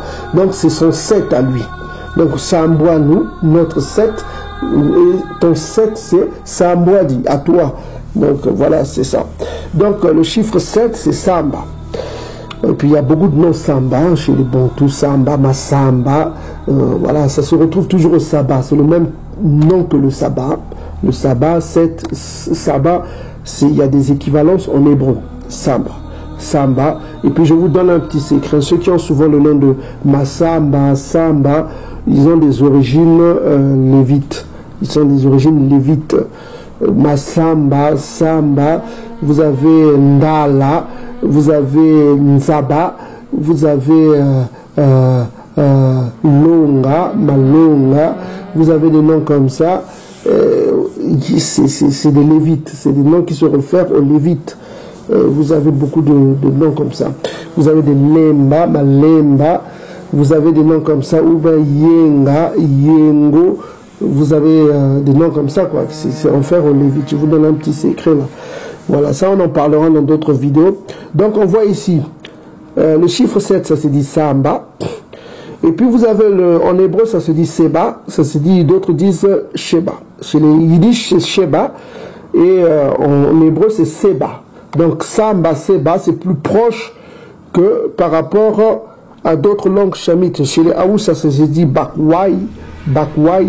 Donc vous voyez que les chamites, même les Arabes sont très éloignés. Voilà quoi. Mais les Arabes sont un peu plus proches parce que c'est Sebe. Sebe. Mais c'est pas Saba, Sebe. Donc ils disent Sebe. Mais les Bantous, Samba, Seba, c'est plus proche. Vous voyez, les Bantous sont plus proches du Jacobin que les autres tribus africaines. Donc on a vu avec Seba. Maintenant on va voir le nom de Dieu. Parce que Dieu c'est important, parce que tu dois connaître qui est qui. Dieu c'est celui qui est grand, c'est là la définition. C'est celui qui est grand, celui qui est au-dessus quoi, de toute puissance, celui qui est grand. Donc on va voir le nom de Dieu dans d'autres peuples. Hein. Donc chez les Arabes ça se dit Allah. Chez les Haoussa qui ont été islamisés, ils utilisent aussi Allah. Et si vous allez même chez les Wolof, ils utilisent aussi le mot Allah parce qu'ils ont été islamisés. C'est les peuples soudanais qui ont été islamisés. Donc chez les Arabes c'est Allah, chez les Haoussa c'est Allah parce que les Haoussa ont été islamisés. Les Wolof ils disent Allah, hein? Voilà, c'est ça. Donc maintenant chez les Yoruba, qui ont traditionnels qu'on appelle les animistes, hein? Selon les termes occidentaux, hein? Animistes, bon, enfin, ils ont gardé leur tradition ancestrale, hein? Leur nom c'est Olorum.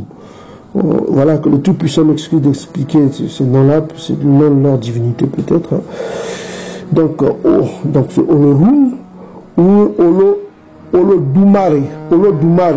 Excusez-moi la prononciation, ceux qui sont à Woussa, ils peuvent me corriger. Hein. Donc je lis comme je peux, hein. Olorum ou Olodumare. Donc voilà, ça c'est les Haoussa qui disent Dieu comme ça, c'est leur Dieu. Chez les Igbo, c'est Shishikene. Voilà quoi, ça c'est leur Dieu. Hein. Donc maintenant chez les Bantous, c'est Nzambi, où on vous a montré dans 1 Esdra, la Bible apocryphe 1 Esdras chapitre 9 verset 34, hein, Nzambi est là, hein, dans les plus vieilles Bibles, hein, et même dans le site original du King James, vous avez le mot Nzambi. Et vous avez Yambé chez les Batete de la RDC, Yambé, d'autres disent Nyambé, d'autres Nzambé, donc il y a des variantes. Donc en hébreu, pour dire celui qui est grand, c'est-à-dire Dieu, hein, ils utilisent Ya. Voilà, Ya. Ça, c'est dans le psaume 68, verset 4, ils disent Ya. Donc, on voit que Ya, chez les Bantous, ça veut dire celui qui est grand, c'est Ya. On dit toujours gras, Ya, c'est Seigneur aussi. Hein, les Bantous disent Seigneur. Seigneur, c'est Ya. Le grand, celui qui est grand, c'est Ya. Ya. Par exemple, on te dit Ya Tiba, ça veut dire grand frère Tiba. Et on te dit Ya ou Ya, c'est celui qui est grand. Et on voit que les Bantous sont plus proches de l'hébreu jacobin que les autres peuples. Donc toujours les Bantous sont proches de l'hébreu jacobin que les autres peuples. Donc on a vu avec ça. Maintenant on va voir un autre mot qui est très intéressant. Donc ça on a vu les prophètes, on a vu notamment tout ça. Maintenant on va voir la racine du mot Isaac parce que Aban avait 2 enfants, hein, il avait eu Ishmaël et puis il a eu Isaac. Donc, ce mot Isaac, que vous appelez Isaac, parce que c'est très important, parce que d'Isaac est venu 2 enfants, notamment Yacouba et Ésaü. Ok, donc de lui, donc on saura vraiment qui est la lignée de Jacob à travers la linguistique. Donc on essaie de comprendre la linguistique pour aider les gens à comprendre la lignée de Yacouba. Donc ça c'est le nom Isaac dont la racine est la racine, on va voir la racine de ce nom Isaac, mais on va d'abord lire d'où vient ce nom Isaac.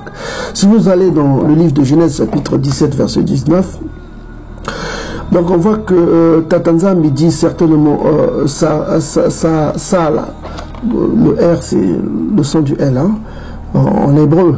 Parce que les Congos utilisent toujours ces mêmes sons-là. Si vous allez par exemple au Rwanda, qui a été créé par les Hutus du Rwanda, parce que pas les Rwandais actuels, hein, les Tutsis là, c'est pas les Rwandais, c'est des Cananéens. Donc Rwanda et Luanda, vous voyez, c'est les mêmes mots.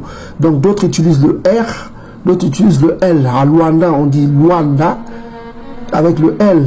Mais quand vous allez au Rwanda, les Hutus, ils utilisent le R, Rwanda. Vous voyez la différence? C'est les mêmes noms que les Bantous utilisaient. Ok? Donc on revient encore ici, donc vous voyez le R et le L. Donc Tatanza me dit certainement, ça là, ta femme t'enfantera un fils, tu l'appelleras le nom de voilà, Isaac, j'établirai mon alliance avec lui comme une alliance perpétuelle pour la postérité après lui. Donc, on voit que l'alliance avec Isaac sera une alliance perpétuelle, éternelle, si vous voulez. Hein. Donc, c'est cette alliance dont on parle dans Hébreux chapitre 8, verset 8 à 14. On ne parle pas d'autres peuples, on parle que des fils issus de Isaac. Et si vous allez dans Romains chapitre 9, on va voir à qui héritera le royaume des cieux. Hein. Le royaume des cieux, ce n'est pas pour tous les peuples. On vous a déjà fait des vidéos sur ça. On ne va pas perdre le temps pour expliquer aux récalcitrants ce qu'ils ne veulent pas comprendre. Ils veulent sauver les païens, mais ils n'ont pas. C'est ridicule. Ils n'ont qu'à lire Romains chapitre 9, on parle de tout ça. Donc on dit ici, pour le royaume, on dit ici que je dis la vérité en Isaïe, je ne mens point, ma conscience m'en rend témoignage. M'en rend témoignage selon le Saint-Esprit, j'éprouve une grande tristesse, le cœur du chagrin continu, car je voudrais moi-même être anathème et séparé de mes frères en Christ, mes frères, mes parents selon la chair plutôt, voilà, qui sont israélites. Qu'est-ce qui appartient aux Israélites? À qui appartient l'adoption? L'adoption, c'est le pouvoir de devenir enfant de Tata Nzambi, selon Jean chapitre 1 verset 11 à 12. Hein. Et la gloire c'est le royaume des cieux. Hein. Et les alliances, il n'y en a que deux, hein. C'est au pluriel d'ailleurs. L'ancienne alliance, Jérémie 31, et la nouvelle alliance, Jérémie, notamment Hébreux chapitre 8, verset 8 à 14. Et puis vous savez que Isaïe est le médiateur de la nouvelle alliance selon les livres des Hébreux. Il est le médiateur de la nouvelle alliance parce qu'il n'est venu que pour la nouvelle alliance. La nouvelle alliance, à qui appartient? Ça appartient aux Bantous selon la chair. Donc ils sont israélites, à qui appartient les Israélites selon la chair, hein, on précise bien, hein, verset à qui appartient l'adoption, le pouvoir de devenir enfant de Tata Nzambi, et la gloire, et les alliances, et la loi, et le culte, c'est-à-dire le culte, c'est être serviteur. Ça vous avez dit, Jacob a mon serviteur, dans Ésaïe chapitre 44, c'est Jacob qui est le serviteur. Et dans Sophonie chapitre 3, verset 8 à 20, il dit qu'aux Bantous qui sont au-delà du fleuve de Couche, vous me servirez d'un commun accord dans un langage pur. Voilà, c'est ça. Ils seront leurs serviteurs. Donc, et les promesses, c'est toute la Bible. Là, vous voyez, c'est au pluriel. Et les patriarches et les anciens, notamment Abana, Yakuba, et puis Iseka. Donc, c'est les patriarches. Et de qui est issu selon la chair toujours, hein, la chair, Isaïa. Donc Isaïa était issu des Bantous. Donc il n'était pas d'autre peuple. Qui est au-dessus de toute chose, que Tata Nzambi bénit éternellement Matondo. Donc on ne prononce pas ce nom Amen. Hein. Dans l'origine, hein, quand vous voyez le mot Amen, l'origine en fait, ça veut dire Meni. Ça veut dire la fin, parce que comment on appelle en hébreu le Aïn est silencieux et le Aleph est silencieux, hein, devant une phrase, devant un mot plutôt. Donc au lieu de dire Amen, on disait Meni, ça veut dire la fin de la prière, quoi. Ça n'a rien à voir avec le dieu Eshamito, Amun, tout ça comme ça, ça n'a rien à voir. Ça veut dire que juste Meni, c'est la fin. Ok, la fin d'une prière, quoi, la conclusion. Donc ce n'est point à dire que la parole de Tata Nzambi soit restée sans effet, car tous ceux qui descendent d'Isolélé ne sont pas Isolélé. Et pour être la postérité d'Abana, ils ne sont pas tous ses enfants. Et il dit, on Yiseka sera nommé pour toi une postérité. Donc la postérité vient d'Iseka, ce n'est pas de Ishmaël. C'est-à-dire ceux qui ne sont pas des enfants de la chair, mais sont des enfants de Tata Nzambi, mais qui sont les enfants de la promesse. Donc les enfants de la promesse, c'est les enfants d'Iseka selon la chair, qui sont regardés comme la postérité. Donc les enfants d'Iseka qui sont la postérité, la promesse. Souvenez-vous, on a dit toutes les promesses appartiennent à ceux qui sont dans la chair. Voici en effet la parole, la promesse, je viendrai à cette même époque et Salah, ton fils, aura un fils. Donc c'est ça la promesse. Salah aura un fils, le fils Iseka. Donc pour connaître, si vous êtes de la progéniture d'Iseka, il faut connaître les mots que parlait Iseka, la langue que parlait Iseka, parce que pour connaître les enfants d'Iseka, il faut connaître la langue. Donc, on va connaître un peu l'étymologie du nom de Iseka, de Isaac, Isaac, ce que vous appelez Isaac, on va connaître l'étymologie de son nom et d'où vient son nom. Donc, alors, on va voir l'origine de ce nom, Tseka, parce que c'est important de connaître ce nom-là, d'où vient ce nom-là, parce que beaucoup de gens ne connaissent pas vraiment l'origine de ce nom-là, d'où vient ce nom de Isaac. Donc, on va lire ici. Donc, on est au Genèse chapitre 18, verset 11. Abana et Sala étaient vieux, avancés en âge, et Sala ne pouvait plus espérer avoir des enfants. Donc, elle rit en elle-même en disant, maintenant, je suis vieille, aurais-je des enfants, des désirs? Mon Seigneur aussi est-il vieux. Donc, son Seigneur, c'est son mari, quoi. Ils appelaient Ya, quoi. Donc, voilà. Il dit que, bon, elle a ri. Quand tu vois le verbe rire ici, c'est Ntsaka en hébreu et c'est Seka. C'est le même mot qu'utilisent les Congos, Seka ou Ntsaka. Ntsaka, jouer ou rigoler, c'est toujours ça. Ntsaka en Kikongo. On voit ce mot-là en Kikongo, Ntsaka. Donc, voilà, ça c'est ça là plutôt. On va revenir là. Donc, on va voir le mot rigo, elle rit. Elle rit pourquoi? C'est parce qu'elle a ri qu'on a donné à son fils ce nom de Isaac là. Vous allez comprendre plus tard. Donc, on va voir laugh. Laugh, ça veut dire rigoler hein, en anglais, parce que c'est un site anglo-saxon, notamment Blue Letter Bible. Ça vous donne un peu l'étymologie des mots utilisés par les Masoretes. Hein. Donc, voilà. Vous avez laugh ici, qui veut dire les rires, moquer, play. Play en Kikongo, ça veut dire jouer. Jouer, ça veut dire Ntsaka. Hein, le Ntsaka, vous demandez un Congo, Ntsaka ça veut dire quoi? Ntsaka ça veut dire jouer, c'est rigoler, c'est jouer. D'autres Congos disent Seka, Tseka. Seka, en lingala c'est Seka, c'est toujours les mêmes mots, la même racine. Donc ça c'est la racine du mot, du verbe rire. Les Bantou, les Congo et les Ngala disent toujours la même chose, Seka, Saka. Donc vous avez cette racine là qui justifie le nom d'Isaac. Mais on va aller plus loin. On est ici dans Genèse chapitre 17, verset 19, pour voir l'origine du mot Isaac. C'est important que vous compreniez cette étude-là. C'est important de connaître, parce qu'on vous a dit dans Romains chapitre 9 que les promesses, l'héritage, ça passe par Isaac. Si vous êtes de la lignée d'Isaac, vous devez avoir ce mot-là dans votre langage, le langage que parlaient les patriarches. Or, rire, chez les patriarches, ça se disait Tseka ou Tsaka. Vous voyez, c'est les mêmes mots qu'on retrouve chez les Congo et les Ngala, les Bantou. Voilà. Donc ici, Tatanzambi dit certainement, ça là, ta femme t'enfantera un fils.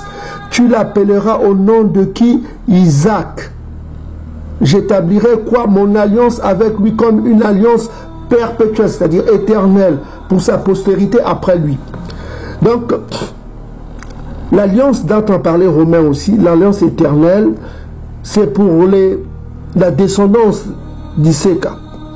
On sait que Iseka a eu deux descendances, notamment Yakuba et Iso, c'est-à-dire le Ndundu. Mais l'héritage est allé aux tribus, aux enfants de Yakuba. Ok, d'ailleurs même le mot Kuba, l'origine Yakuba, c'est l'action, Kuba, ça veut dire frapper. Parce qu'il y avait une bagarre entre les deux enfants, il a frappé son frère. D'où le nom de Yakuba, Kuba. Kuba, ça veut dire frapper. C'est toujours les mots, on touche l'étymologie des mots bantou. On trouve toujours le mot Kuba là, qui veut dire frapper. Chez les Congos, on trouve toujours ce mot Congo là, dans le nom de ces patriarches là. Donc, on voit que tu ne peux pas être issu du fils de Jacob si tu n'as pas les mots des patriarches, si tu n'as pas le langage que parlaient les patriarches. Voilà, c'est ce que je veux dire. Vous ne pouvez pas dire que vous êtes bantou, vous êtes hébreu si vous n'avez pas le langage des patriarches. Voilà, les peuples qui utilisent... Voilà, les Khazars actuellement, ils sont des convertis, ils ont appris l'hébreu, ils ont été convertis. Ils n'ont rien à voir avec les peuples sémites. Voilà. Ils n'ont rien à voir avec les peuples sémites. Donc on dit ici que, on est dans Genèse chapitre 17, verset 19, Tatazam dit certainement Salah ta femme, il parle à Aban, hein? Salah ta femme, t'enfanteras un fils, et tu l'appelleras le nom de Isaac, d'Isaac. J'établirai mon alliance avec lui, une alliance éternelle, perpétuelle pour sa postérité après lui. Donc on parle d'ADN, tout ça. C'est dans Romains chapitre 9, Israélites selon la chair. Voilà quoi. Donc vous voyez vous-même que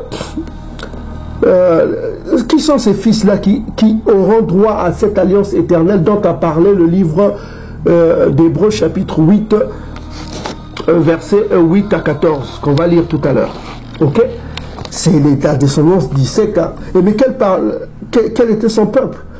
Parce qu'il faut connaître le langage que parlaient les Hébreux. Les Hébreux, il faut être hébreu pour hébreu, parce que hébreu, c'est pas suffisant d'être hébreu. Quand vous dites les Hébreux, les Édomites étaient les Hébreux, les Ishmaélites sont les Hébreux. Parce que l'hébreu, le mot hébreu se réfère à Abraham, Abana, ce que vous appelez Abraham. C'est ça être hébreu. Voilà, ça se réfère à Abraham. Voilà, à l'Abraham l'hébreu, c'est comme ça qu'on l'appelait. Donc, ça veut dire que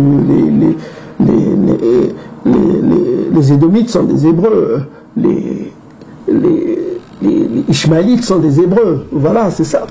Et les Moabites sont des Hébreux, parce qu'ils sont de la famille d'Aban. Les Moabites et les Hammonites, et même les Madians sont les Hébreux. Ceux qui sont issus des autres fils d'Abraham. Abraham avait eu d'autres enfants avec une femme qui toule. Ok. Ici, vous avez le dictionnaire d'hébreu et de l'araméen. C'est un très bon dictionnaire de Philippe Raymond. Donc, nous sommes dans Genèse chapitre 14, verset 13. Donc, on va voir le mot hébreu. Le mot hébreu parce que Abana s'appelait l'hébreu. On va voir comment ils écrivaient le nom hébreu. On va aller dans la référence hébraïque que voici. Voilà, la concordance. Hein. Ça, c'est l'application Blue Letter. Ça donne les textes Masoret que vous voyez ici. L'alphabet syrien. Nous, ce qui nous intéresse, c'est l'alphabet, le paléo-hébreu. Hein. C'est l'ancien alphabet. Donc, on va aller voir le mot hébreu que vous voyez ici. En anglais, c'est Hebrew. Parce que ça, c'est une application en anglais. On rentre dedans. Et voilà, vous avez hébreu ici. Donc, vous avez ici la prononciation qui se dit hybride. Vous voyez, hybride. Hybride. Voilà. Donc, voilà. Donc, les Masorettes, au lieu d'utiliser le paléo-hébreu, ils utilisent l'hébreu syrien. Maintenant, on va voir la prononciation en paléo-hébreu. Comment se prononcer le mot hébreu? Parce que le paléo, ça veut dire ancien, et puis hébreu, ça veut dire la langue. Hein. Voilà, la langue ou voilà, ou l'identité. Donc voilà. Bon, on va voir comment ça s'écrivait en paléo-hébreu. Il y a l'alphabet, c'est des lettres vraiment différentes. Donc, si vous voyez ici, vous avez la première lettre, ça s'appelle. Je vous donne les termes utilisés par tous les experts en hébreu, tout ça. Bon, ça s'appelle ce qu'on appelle le haïn. Hein. Donc le haïn a la particularité, il y a le haïn et le aleph. Ils ont la particularité parce que c'est une langue consonantique. Hein. C'est une langue qui n'est constituée que des consonnes. Donc le haïn et le aleph constituent en quelque sorte ce qu'on peut appeler des voyelles en quelque sorte en hébreu. Ça donne des sons de voyelles. On va le comprendre tout de suite. Donc, le haïn et le aleph, au début d'une phrase, c'est toujours sourd. C'est sourd, c'est silencieux. Quand vous pouvez le constater vous-même, c'est vraiment silencieux. Donc, voilà, on ne les prononce pas au début des phrases. Donc, c'est le cas ici. Maintenant, ce que vous voyez ici, c'est ce qu'ils appellent, les points là, c'est ce qu'on appelle les dagesh. Les dagesh, c'est des points que vous voyez ici. Les dagesh ont été émis par les intellectuels, les masorettes occidentaux, pour donner le son, parce qu'ils n'avaient pas le son de l'hébreu, parce qu'il n'y avait que des lettres, des consonnes, donc on ne pouvait pas donner le son à ces mots-là. Donc pour donner le son, ils ont fait en quelque sorte des points qui constituent ce qu'ils appellent les dagesh. Voilà. Quand ils sont arrivés au-delà du fleuve de Couche, ils ont vu les langues bantoues qui sont vraiment l'ancien hébreu et l'ancien araméen. Ils ont commencé à donner des sons qui sont approximatifs. Ok? Mais toujours est-il, c'est les bantous qui gardent le bon son du paléo-hébreu. Donc, on va aller avec vous pour voir en paléo-hébreu comment ça s'écrivait. Hein. Donc, comment s'écrivait le mot là? Comment ça s'écrit et comment ça se prononce? Donc, on va prendre ici, on va aller, le Aïn, ça s'écrit comme ça. C'est sous la forme de 0. Ça, c'est le Aïn. Et c'est suivi du Bet. C'est comme ça, voilà, du Bet. Et c'est suivi de ce qu'on appelle le Resh. Un point comme ça et un petit point comme ça. Ça, c'est le Resh. Et la troisième lettre, c'est ce qu'on appelle le Yod. Donc, ça a le son de I. Et ça a le son aussi du Y. C'est le son du Y ou le I. Donc ça s'écrit comme ça, c'est comme un 7. Hein? Un 7 comme ça. Tchac, tchac, et comme ça. Et un point au milieu. Donc ça c'est le Yod. C'est le Yod que vous voyez. Donc, comme on vous l'a expliqué, vous voyez vous-même, c'est comme ça que ça s'écrivait. Maintenant, vous avez le Aïn qui est silencieux. On n'a pas besoin de ça. Donc, il nous reste ici ce qu'on appelle le Bet, le Resh et le Yod. Maintenant, il faut savoir deux choses. Le Yod d'abord à la fin. Le Yod, celui-là, il a le son du Y en français et le son du I. Donc, quand c'est précédé, on entend le son du I ou du Y. Voilà. Le Yod. Donc, c'est le mot de Ya aussi, Yambé, tout ça. Ça commence toujours par le Yod là. Donc le Yod a le son du I ou bien le Y. Bon, maintenant, vous avez ici la lettre suivante, c'est le Resh. Le Resh a le son du L. Donc en hébreu, vous avez deux sons, le Lamed et le Resh, ça donne le son du L en paléo-hébreu. Donc, au lieu de dire le Resh, le R, on prononce le L, ça a le son du L. Donc, ce qui nous reste ici, c'est ce qu'on va transcrire ça en ce qu'on appelle en lettres en français pour avoir le son. Donc, vous avez en français, la transcription c'est le B, et puis vous avez le L, et puis vous avez le Y ou le I, qui a le son du I. Donc, la prononciation donnera quoi? Vous avez B, le B, et vous avez le Li, Mbeli. Donc, ça donne Mbeli. Vous comprenez? Au lieu de dire hébreu, ça donne Mbeli. Est-ce que vous commencez à comprendre? Et vous avez le son correct qui donne Mbeli, ça veut dire le couteau. Donc, c'est ça le mot hébreu en général. Le mot hébreu, ça veut dire Mbeli. Et ça vous ramène à quoi? Ça vous ramène au mot hébreu de alliance. Alliance. Alliance en hébreu, c'est Mbeli. Mbeli ou Mbele. Voilà. Donc c'est ce que vous avez, le mot alliance, Mbeli ou Mbeli, ça vous ramène que le peuple de l'alliance. C'est tout simplement ce que ça veut dire. Quand vous entendez hébreu c'est un mot, c'est une transcription édomite. Édomite. Ça n'a rien à voir avec le son que prononçaient les ancêtres. En paléo-hébreu, ça se dit Mbeli. Parce que le Resh, là, vous ne pouvez pas dire que ce R, Mberi. Vous n'allez pas dire Mberi. Et puis le Aïn, ça ne se prononce pas. Vous ne pouvez pas dire hébreu ou hébreu. Puisque le Aïn est sourd. Vous pouvez vous-même voir ici. Le Aïn est silent. Silent, ça veut dire sourd. C'est sourd. Vous ne pouvez pas dire hébreu. Ça n'a pas de sens. Puisque le Aïn est sourd, vous ne pouvez pas le prononcer. Vous allez directement sur le Bet. Le Bet, ça donne Mbeli. Or, le R a le son du L et la lettre finale, c'est le I ou le Y, ça donne Mbeli, Mbeli, au lieu de hébreu. Donc c'est ça l'erreur que commettent les gens.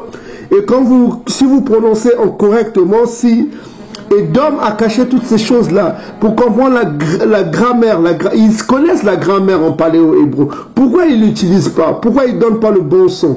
C'est parce que si les Bantous savaient que le mot hébreu ça veut dire Mbeli, ils allaient réfléchir 2 fois. Ils allaient dire mais Mbeli chez nous ça veut dire le couteau. Or le couteau ça servait à quoi, Abraham? À circoncire ses enfants. C'est l'alliance de la circoncision. Donc ça tombe toujours sous le mot alliance qui veut dire Mbeli, que même les pasteurs, tout ça, ils ignorent tout cela. Alors que c'est dans les textes, dans les livres. C'est expliqué comment fonctionne la grammaire en paléo-hébreu. Pourquoi ils ne le font pas? C'est pour cacher les secrets au peuple, pour que le peuple ne se réveille pas. Donc, quand vous voyez ici les masorettes qui donnent une mauvaise traduction, ils disent Ibri. Ça ne se dit pas Ibri, puisqu'ils savent que le R a le son du L. On va voir un autre exemple pour montrer comment le R a le son du L. Vous avez ici, dans Osée chapitre 8, verset 3, on dit ici, Israël a rejeté le bien, l'ennemi le poursuivra. Voilà. Maintenant, on va voir le verbe poursuivre là, en hébreu, en paléo-hébreu. Hein. On va rentrer dedans. On va rentrer dans la concordance. Voilà, on est dans la concordance ici, comme vous pouvez voir vous-même. On est dans la concordance. Maintenant, on va voir le verbe poursuivre, c'est push en anglais. On va cliquer ici. Donc, vous avez ici la référence concordance. Le H, ça veut dire hébreu, 72-92. Donc, ici, les masorettes lisaient Radash, Radaf, Radaf. Or, en paléo-hébreu, ça ne se lit pas Radaf. On va comprendre comment ça se lit. Donc, on va passer au tableau. On va enlever tout ça. Donc, nous avons quoi en paléo-hébreu? Nous avons ce qu'on appelle le Resh. Et nous avons le Dalet. Et nous avons le mot de la fin, c'est ce qu'on appelle le P. Voilà. Maintenant, on va le lire. Vous voyez le... Ok, on va le lire comment? Si vous prenez cela, le R a le son du L. On fait ceci, le R a le son du L. Et vous avez le Dalet, le D. Et ça, la consonne finale ne se prononce pas, on l'abolit. Donc il nous reste le LD. Donc on met une flèche ici, on met une flèche ici, ça donne landa, landa. Au lieu de randa, ça donne landa. Landa, et ça vous retrouvez un mot qui Congo. Landa, ça veut dire poursuivre. Donc vous comprenez comment fonctionne le paléo-hébreu. Il faut connaître les règles du paléo-hébreu. Si vous ne comprenez pas les règles du paléo-hébreu, tout cela va vous passer à côté. Vous ne pouvez pas comprendre, vous ne comprenez jamais, vous ne comprenez jamais, vous passerez à côté de beaucoup de choses. Donc au lieu de dire Randa, comme on le prononce ici, comme vous voyez vous-même ici la prononciation mazorette, de mazorette, Randa, vous remplacez seulement Randa, vous remplacez le R par le L selon les exigences du paléo-hébreu. Vous avez au lieu de dire Randa, vous avez Landa. Landa. Donc vous avez Landa qui veut dire poursuivre. Poursuivre. Ok? Donc c'est ça. Ce que vous appelez Ketura. Donc ici on voit que le nom là qu'on utilise, Isaac, on va cliquer là, on va essayer de voir ce nom là. Isaac en hébreu. On va aller dans voir en hébreu, on va interlinéaire concordance. Voilà. On est rentré dedans, on va voir le nom de Isaac. Donc c'est ce que vous appelez Isaac. Est-ce que son nom était Isaac? On va rentrer dedans. Voilà. Donc vous voyez son nom, il y a I qui veut dire action, et vous avez l'action qui dit quoi? Tseka.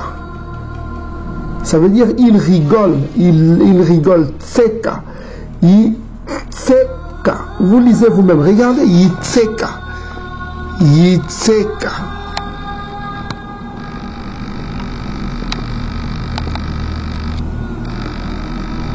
Vous voyez? Son nom n'était pas Isaac, c'est Yitseka. Regardez, c'est Yitseka. Vous voyez l'action de rire. Il rigole. Il rigole. Tseka. Quel est le peuple qui utilise rigole par Tseka? Tseka. Mais c'est les Bantous. Tseka, ça veut dire rigoler. Il laugh. Laugh, ça veut dire rigoler. Laugh, ça veut dire rigoler. Ok? Ok. Ok. Donc en arabe, rire, ça veut dire litadaka. D'autres disent yadako. Yadako. Ok. Yadako ou litadaka. Litadaka. Ok. Je ne prononce pas bien. Hein, je suis pas arabisant. Donc chez les Yoruba, l'Empire Oyo, rire, ça veut dire latérine, latérérine, latirérine, latirérine. Maintenant, jouer, ça veut dire latimoussese, latimoussise, latimoussise. Ok? Latimoussise. Donc, chez les Congo, les Bantous, c'est tseka ou ntsaka. Et en hébreu, c'est ntsaka ou ntseka.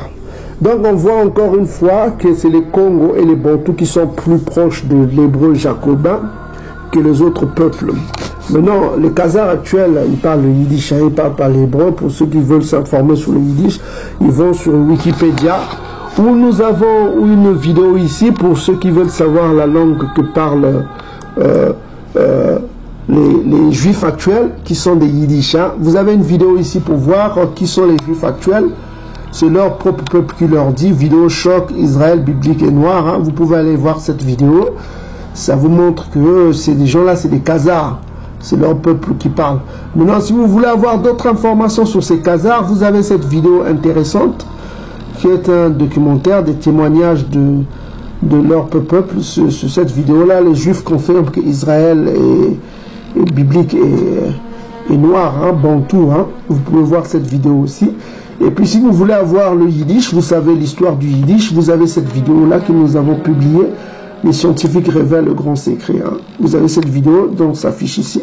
Vous pouvez aller voir cette vidéo, vous avez des informations vraiment intéressantes, très très intéressantes. Il faut voir cette vidéo pour connaître l'histoire du yiddish. Le yiddish, c'est pas une langue sémite, c'est pas une langue hébraïque. Hein. C'est un mélange des langues sémites et puis germanophone et puis turc et compagnie. Ils n'ont rien à voir, c'est des convertis hein, qui ont pris la langue Congo et voulant faire leur propre langue. Donc c'est pourquoi si vous écoutez un juif d'Israël qui parle actuellement, son hébreu c'est plein de langues, des mots slaves, des mots germanophones. Donc ça n'a rien à voir avec l'hébreu. Vous allez vous perdre là. Donc si vous voulez l'hébreu antique, écoutez les prêtres catholiques. Hein. Voilà, ils sont là. Si vous voulez l'hébreu antique, il faut venir... chez les Congo, les Bantous, vous étudiez leur langue et puis vous aurez l'hébreu originel. C'est eux-mêmes qui disent, page 30, tout ça, compagnie, que c'est les Bantous qui sont des anciens hébreux qui parlent des langues, qui parlent l'hébreu. Voilà. Une langue rapportée des nègres, plusieurs tours de phrases qui tiennent de l'hébreu. Donc ils parlent aussi l'ancien grec, qu'on appelle le Kouéné. Kouéné, c'est l'ancien grec. Hein. L'ancien grec, voilà quoi. Et ils parlent aussi, voilà, le latin. Le latin qui est la langue de l'oppresseur qui a tué le Christ là, avec la complicité des Bantous. Hein, c'est une langue des oppresseurs romains. Donc voilà. On a terminé ici. Donc on a vu qu'il y a deux sortes d'Afrique pour celui qui voulait comprendre la réponse. Il y a deux sortes d'Afrique. Il y a l'Afrique bantou. L'Afrique bantou qui est sémite. Hein, on a démontré cela avec leur langue. Ils sont locuteurs. C'est des locuteurs sémites. Hein. On a dit que les sémites sont des locuteurs de l'hébreu. Donc les bantous sont des sémites. C'est pas des Soudanais, c'est pas des chamites. Ils sont sémites dans leur langage, dans la prophétie aussi, parce qu'on parle d'eux. C'est le Tout-Puissant lui-même qui dit que ces dispersés sont en Afrique centrale, au-delà du fleuve de Couche. Donc c'est lui-même qui témoigne, il donne un témoignage que c'est eux. Et ils sont ces témoins, parce qu'il le dit dans le livre d'Ésaïe, vous êtes mes témoins. Parce que mon histoire, l'histoire de la Bible est en vous. Et puis vous portez mon nom. Il dit même à ce peuple que vous portez mon nom, vous avez mon nom en vous. Mon nom est en vous. C'est-à-dire qu'il s'appelle Congo. C'est son nom. Son nom, c'est un seul peuple qui le porte.